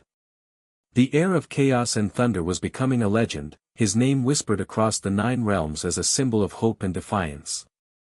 And he would continue to fight, to protect, and to triumph, no matter what challenges lay ahead. Chapter 12, The 9 Realms in Danger. The golden light of Asgard's eternal sun streamed through the windows of the Great Hall, casting long shadows across the polished floor. Harry stood before the throne, his hand resting on Stormbreaker, his expression serious. He had been summoned by Odin, a rare occurrence that always filled him with a mixture of awe and apprehension. The All-Father sat upon his throne, Gungnir in hand, his single eye fixed on Harry. Thor and Loki stood on either side, their faces grave. The atmosphere in the hall was heavy, charged with an energy that made Harry's skin prickle. "Harry," Odin began, his voice resonating through the chamber, "the 9 realms are in danger.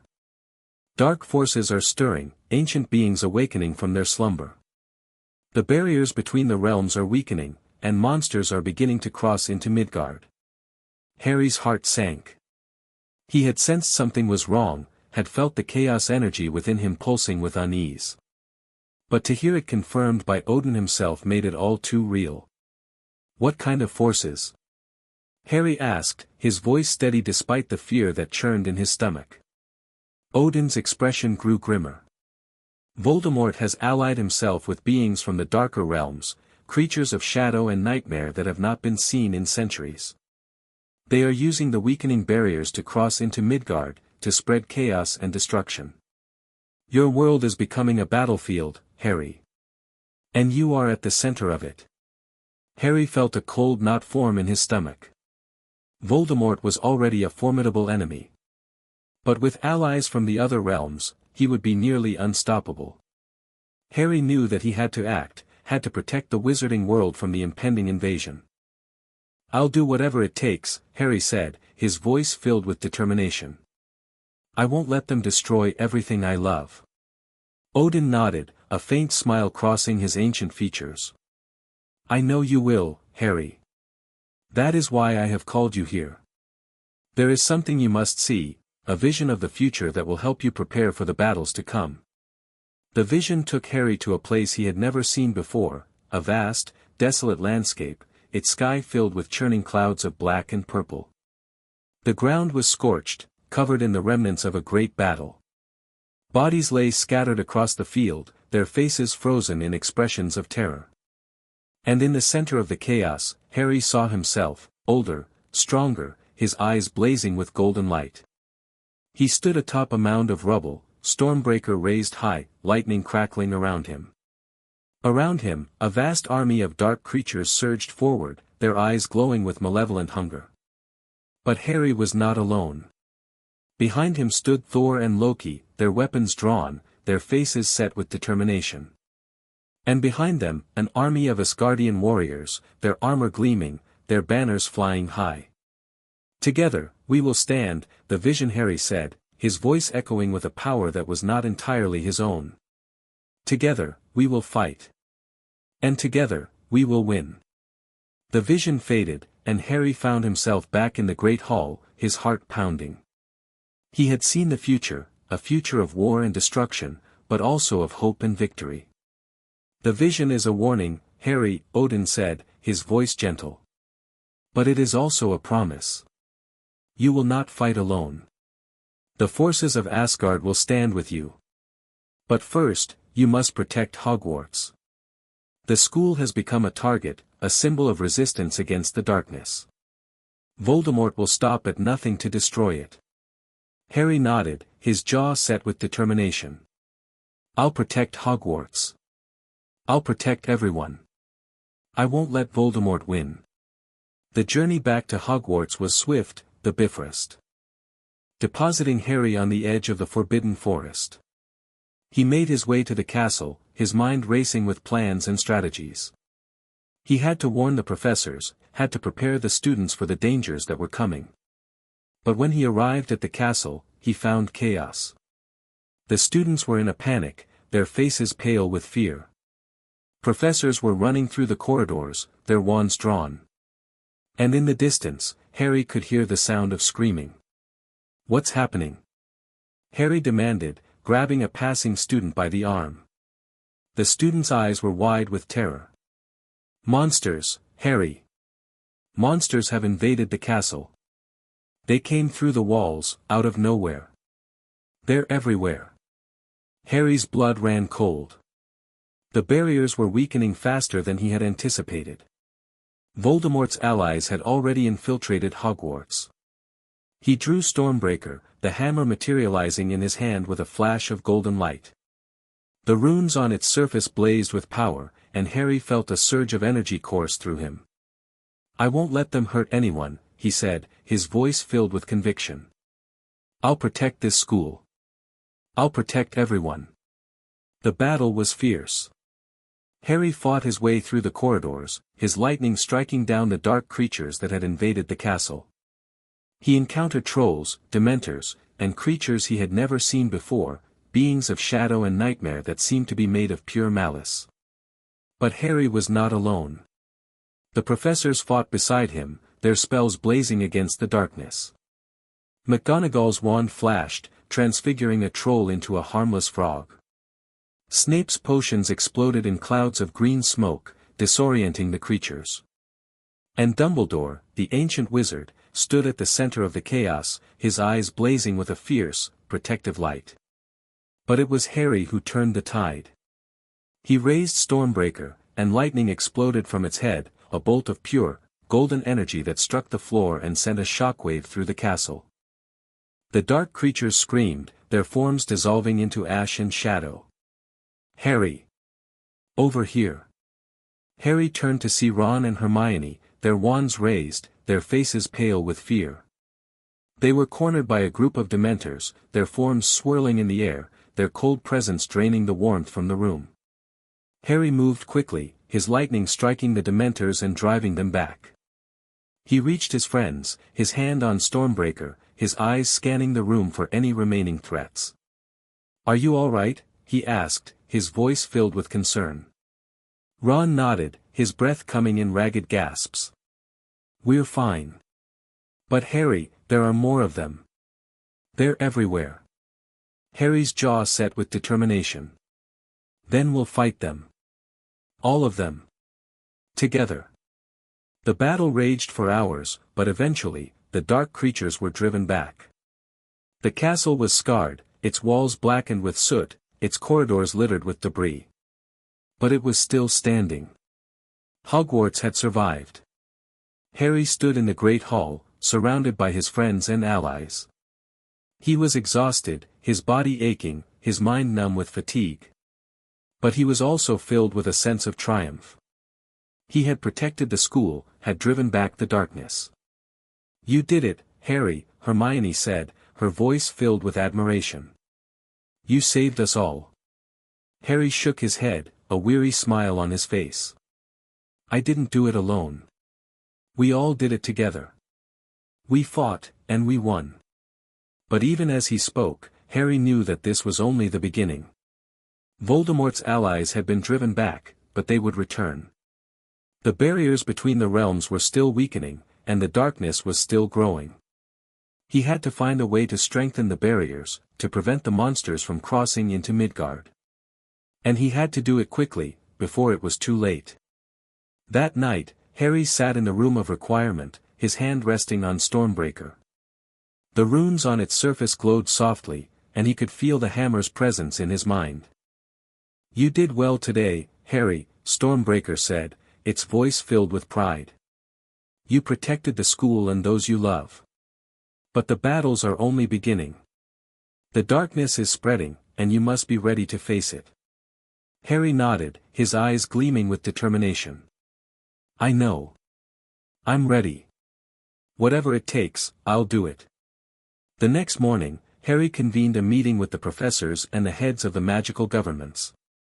He told them everything, about the weakening barriers, the monsters that were crossing into Midgard, the alliance between Voldemort and the darker realms. The room was silent for a long moment. Then, Dumbledore spoke, his voice filled with a quiet authority. "You have done a great service to this world, Harry. You have uncovered a threat that none of us could have imagined. And you have shown us the way forward." Harry nodded, his expression serious. "We have to strengthen the barriers. We have to protect the wizarding world from the darkness that threatens to consume it. And we have to do it together." The magical governments agreed. They would work together, pooling their resources and knowledge, to protect the world from the impending invasion. Harry was not alone. He had allies, friends, and a family that would stand with him. And he would not rest until the darkness was defeated. The days that followed were a blur of activity.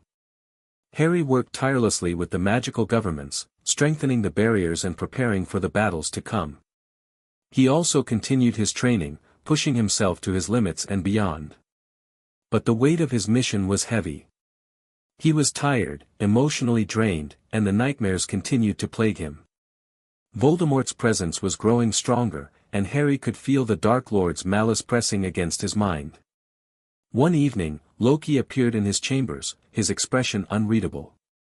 "You are troubled, little brother," he observed. "I can feel it through our bond." Harry sighed, his shoulders slumping. "I'm just tired, Loki. The weight of it all is getting to me.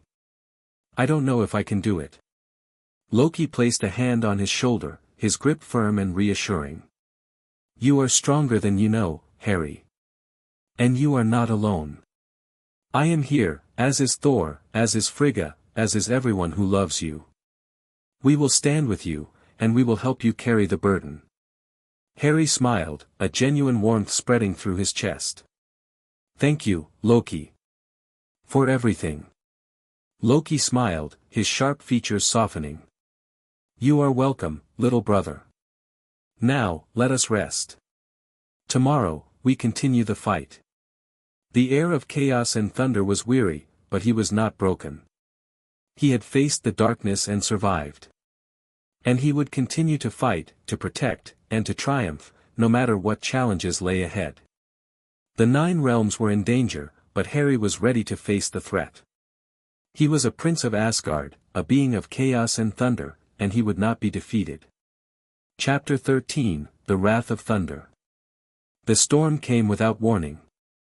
Harry stood on the ramparts of Hogwarts, his cloak whipping around him in the fierce wind, his eyes fixed on the churning sky.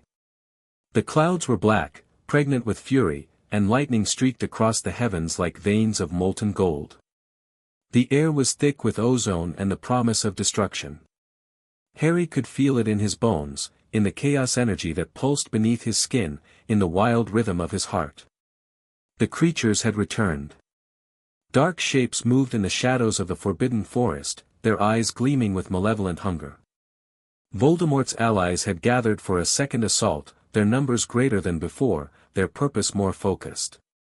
They had come to destroy Hogwarts, to tear it down stone by stone, and they would not be stopped. Harry's grip on Stormbreaker tightened. The runes on its surface blazed with a fierce, golden light, and he could feel the hammer's power humming in harmony with his own. He was ready. He had been preparing for this moment his entire life. "Harry." He turned to see Ron and Hermione running toward him, their faces pale with fear.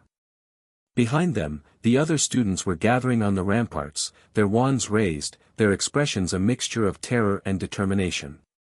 "What's happening?" Hermione demanded, her voice trembling.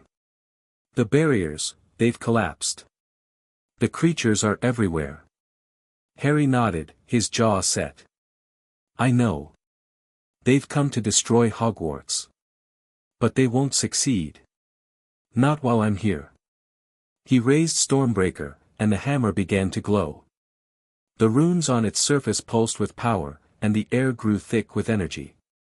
Harry felt the chaos within him surge, responding to his call, and he welcomed it. "Stay behind me," he ordered, his voice echoing with a power that was not entirely his own.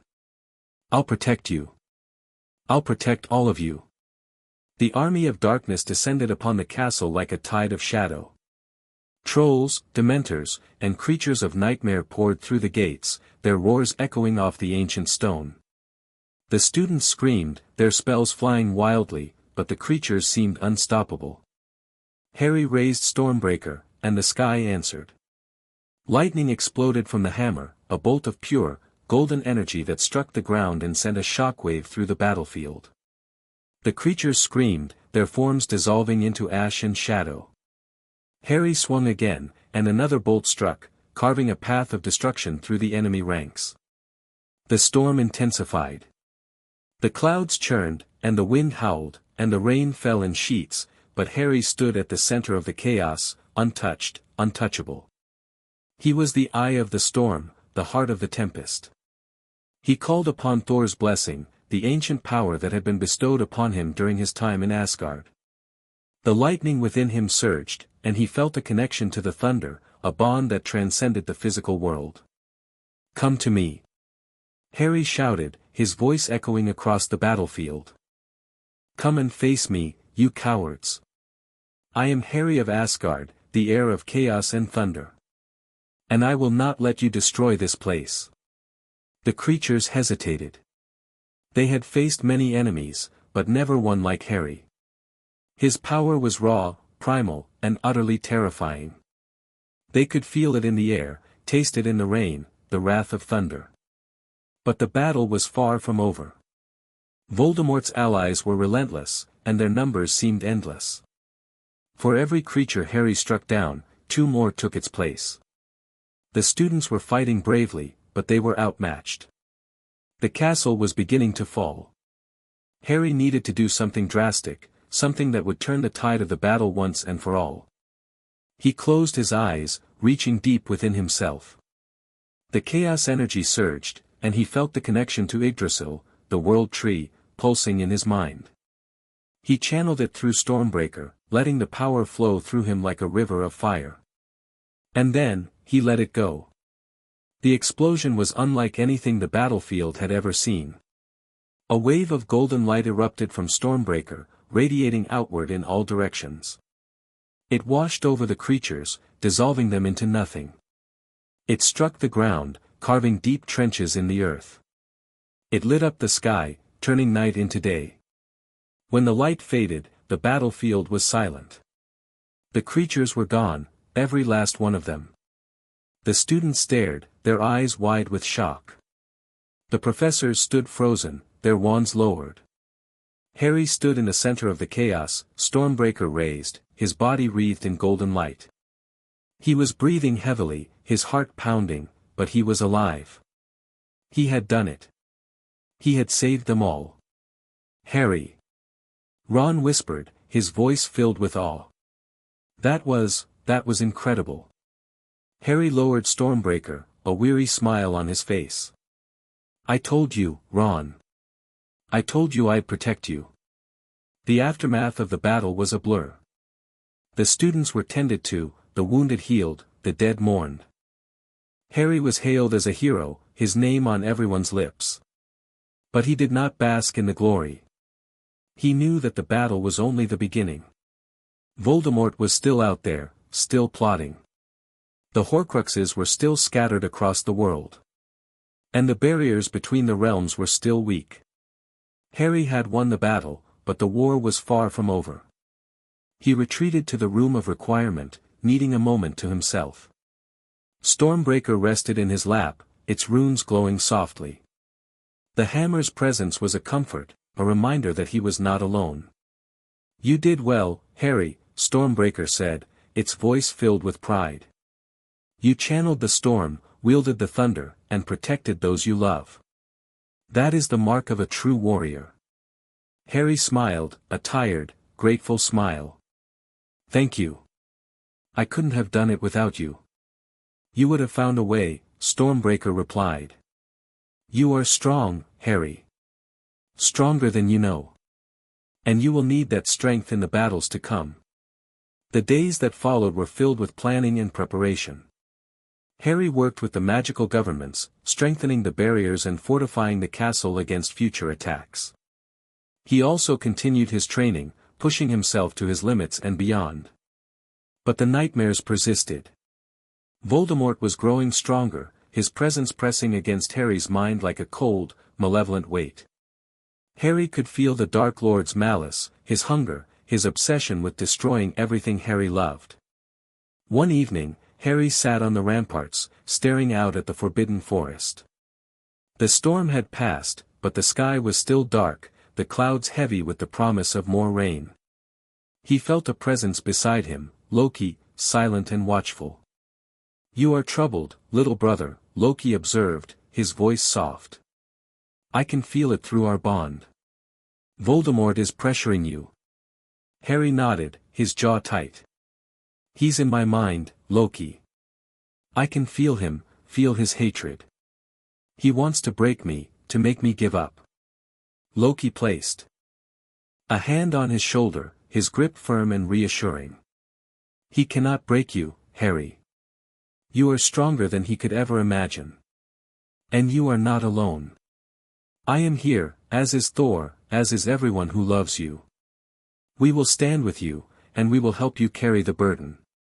Harry smiled, a faint, weary smile. Thank you, Loki. For everything. Loki smiled, his sharp features softening.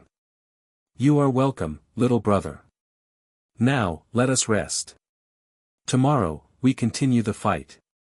The next morning, Harry woke with a new sense of purpose. He had faced the darkness and survived. He had protected Hogwarts and driven back Voldemort's forces. But the war was far from over, and Harry knew that the greatest challenges were still ahead. He rose from his bed, his hand on Stormbreaker, and made his way to the Great Hall. The students were gathered, their faces a mixture of fear and hope. They looked to him for guidance, for reassurance. Harry stepped forward, his voice filled with conviction.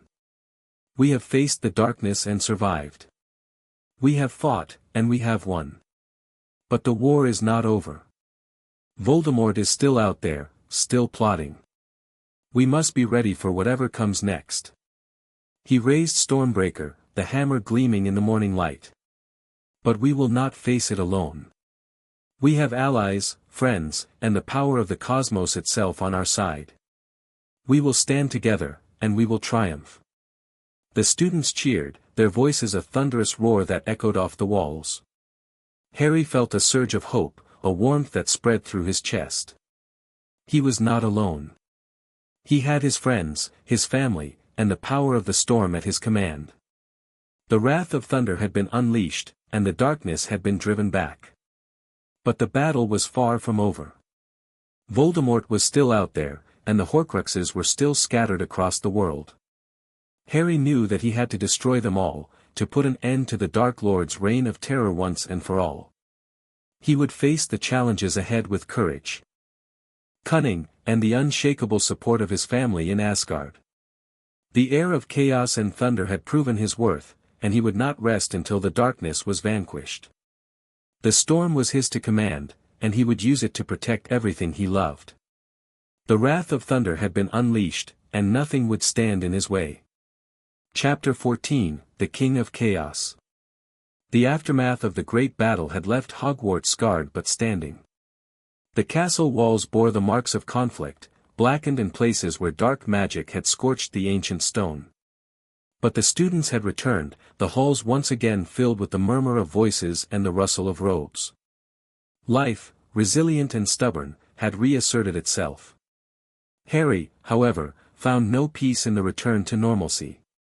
The chaos energy within him had grown restless, pulsing with a rhythm that matched the beating of his heart. He could feel Voldemort's presence pressing against his mind, a constant, malevolent weight that threatened to consume him. The Dark Lord was growing stronger, his influence spreading like a dark stain across the wizarding world. Harry knew that he had to act. He had to destroy the remaining Horcruxes, weaken Voldemort's hold on existence, and prepare for the final confrontation. But he also knew that he could not do it alone. He needed guidance, wisdom, and power beyond what he currently possessed. And so, he called upon Loki. The god of mischief appeared in the room of requirement that evening, his green robes blending seamlessly with the shadows. His eyes gleamed with a familiar, mischievous light, but there was a seriousness in his expression that Harry had rarely seen. "You have been feeling it too," Loki said, his voice soft but urgent. "The chaos within you is growing, demanding to be expressed. It is time, Harry. Time for you to learn the highest form of chaos magic." Harry's heart raced. He had been studying chaos magic for years, mastering its basic principles and learning to wield its power. But Loki had always hinted at something more, a deeper level of mastery that was reserved for only the most skilled practitioners. "What is the highest form?" Harry asked, his voice barely a whisper. Loki smiled, a thin, mysterious smile. "It is the power to manipulate probability, perception, and magical reality itself. It is the ability to bend the fabric of existence to your will, to make the impossible possible. It is the magic of the primordial forces, the chaos that existed before the cosmos was ordered. And it is yours to command, Harry. If you are ready." Harry nodded, his jaw set with determination. "I'm ready. Teach me." The lessons that followed were unlike anything Harry had ever experienced. Loki guided him through a series of meditative exercises, teaching him to expand his consciousness beyond the physical world and into the realm of pure possibility. Harry learned to see the threads of fate, the infinite branches of probability that stretched out before him. "Chaos magic is not about imposing your will on the universe," Loki explained, his voice a low murmur. "It is about understanding the universe's will and aligning yourself with it. You must learn to flow with the currents of existence, to become one with the chaos that underlies all creation. Harry practiced tirelessly, his mind expanding with each new revelation. He learned to manipulate probability, to make unlikely events more likely and certain events less so. He learned to alter perception, to make others see what he wanted them to see and believe what he wanted them to believe. He learned to bend magical reality, to rewrite the rules of magic itself. And slowly, he began to understand the true power of chaos magic. It was not about destruction or control. It was about creation, about the endless potential that existed in every moment. The greatest illusion is the illusion of certainty, Loki said one evening, as they sat in the room of requirement, surrounded by shifting illusions. The universe is a place of infinite possibility, of endless change. To master chaos, you must embrace uncertainty. You must learn to dance with the unknown. Harry nodded, his eyes gleaming with understanding. I think I'm beginning to understand. Chaos is not about chaos. It's about freedom. It's about the ability to choose. Loki smiled, a genuine warmth in his eyes. Yes, Harry. That is exactly what it is. And that is why I am so proud of you. The weeks that followed were a whirlwind of training and discovery. Harry pushed himself to his limits and beyond, his mastery over chaos magic growing with each passing day. He learned to create illusions so powerful that they could fool even the most skilled wizards. He learned to manipulate probability, turning the tide of battles with a thought. He learned to bend magical reality, crafting spells that defied the laws of magic itself. But the most profound lesson was the lesson of surrender. Loki taught him that true power came not from control, but from letting go. Harry had to learn to release his grip on reality, to trust in the chaos that flowed through him, and to allow it to guide his actions. It was terrifying, but it was also liberating. Harry felt a weight lift from his shoulders, a sense of freedom that he had never known before. He was no longer a prisoner of his own fears, his own doubts. He was the master of his own destiny. The final test came on a cold, moonlit night.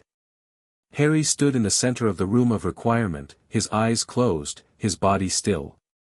The chaos energy within him was pulsing, a wild, untamed force that demanded to be expressed. He opened his eyes, and they glowed with a fierce, golden light.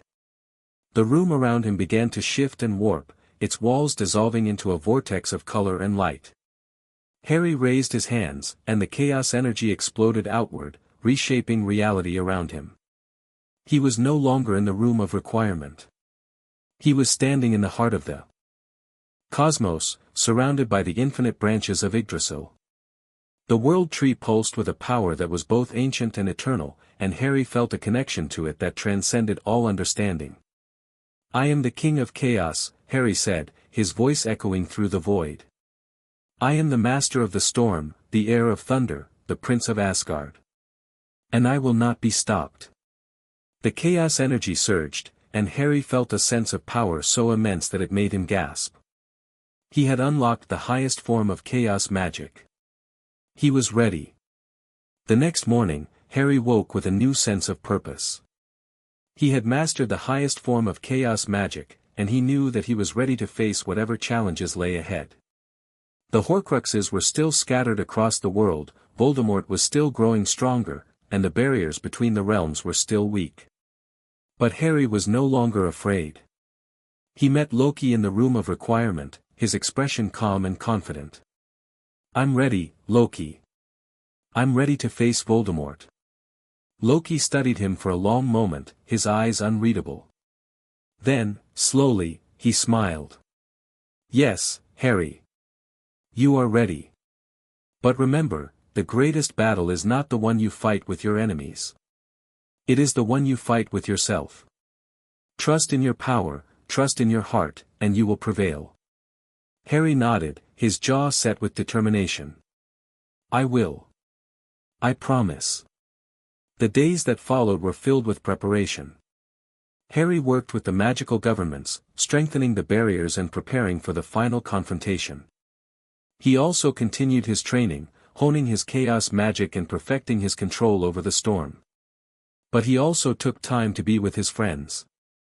He spent evenings in the common room, laughing with Ron and Hermione, playing chess and sharing stories. He went to Hogsmeade with the other students, enjoying the simple pleasure of being young and carefree. He wrote letters to Asgard, sharing his adventures and his hopes for the future. And he waited. Voldemort was out there, plotting his final assault. But Harry was ready. The night of the final battle arrived, and Harry stood on the ramparts of Hogwarts, his hand on Stormbreaker, his eyes fixed on the horizon. The sky was dark, the clouds heavy with the promise of storm. The chaos energy within him was pulsing, a wild, untamed force that demanded to be expressed. He raised Stormbreaker, and the sky answered. Lightning streaked across the heavens, illuminating the battlefield below. The forces of darkness had gathered, their numbers greater than ever before. But Harry was not afraid. He had mastered the highest form of chaos magic. He was the King of Chaos, the heir of thunder, the Prince of Asgard. And he would not be stopped. "Come, Voldemort," Harry said, his voice echoing with a power that was not entirely his own. "Come and face me. I am ready." The battle was fierce, but Harry was unstoppable. He moved through the chaos like a force of nature, his lightning striking down every enemy that dared to stand in his way. He manipulated probability, turning the tide of the battle with a thought. He bent magical reality, crafting spells that defied the laws of magic itself. He was the storm, the thunder, the chaos that would bring Voldemort to his knees. And when the Dark Lord finally appeared, Harry was ready. "Harry Potter," Voldemort hissed, his voice filled with malice. "You have defied me for too long. But tonight, your defiance ends." Harry smiled, a sharp, predatory smile that was pure Loki. "You're wrong, Tom. Tonight, your reign of terror ends." He raised Stormbreaker, and the chaos energy surged. The runes on the hammer blazed with a golden light, and Harry felt a connection to Yggdrasil, the world tree, pulsing through his veins. He channeled the power of the cosmos, the power of chaos, the power of the storm. "By the power of Asgard, by the power of the world tree, by the power of chaos and thunder, I command you to be gone." The explosion was unlike anything the world had ever seen. A wave of golden light erupted from Stormbreaker, engulfing Voldemort and his forces.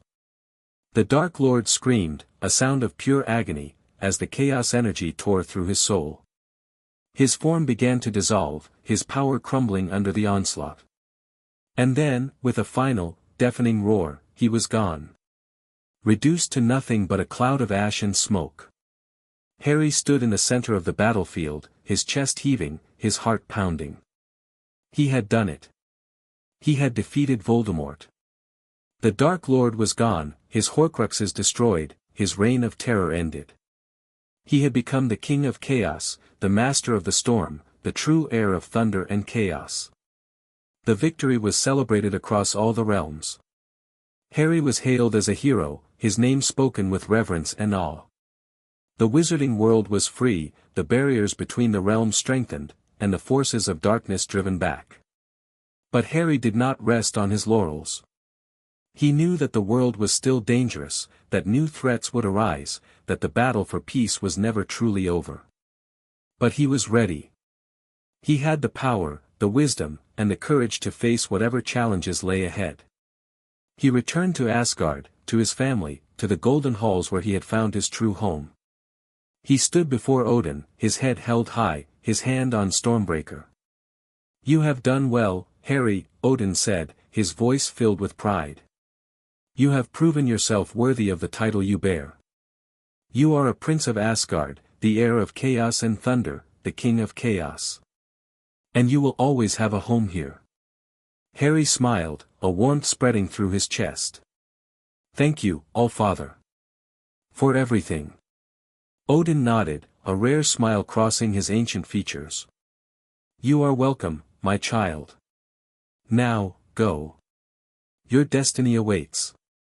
The heir of chaos and thunder had become the king of chaos, a master of the storm, a protector of the realms. He had faced the darkness and emerged victorious, his power and wisdom forged in the crucible of battle. And he would continue to fight, to protect, to inspire, for as long as the stars burned in the sky. The legend of Harry Potter, the god of chaos and thunder, had only just begun. Thank you.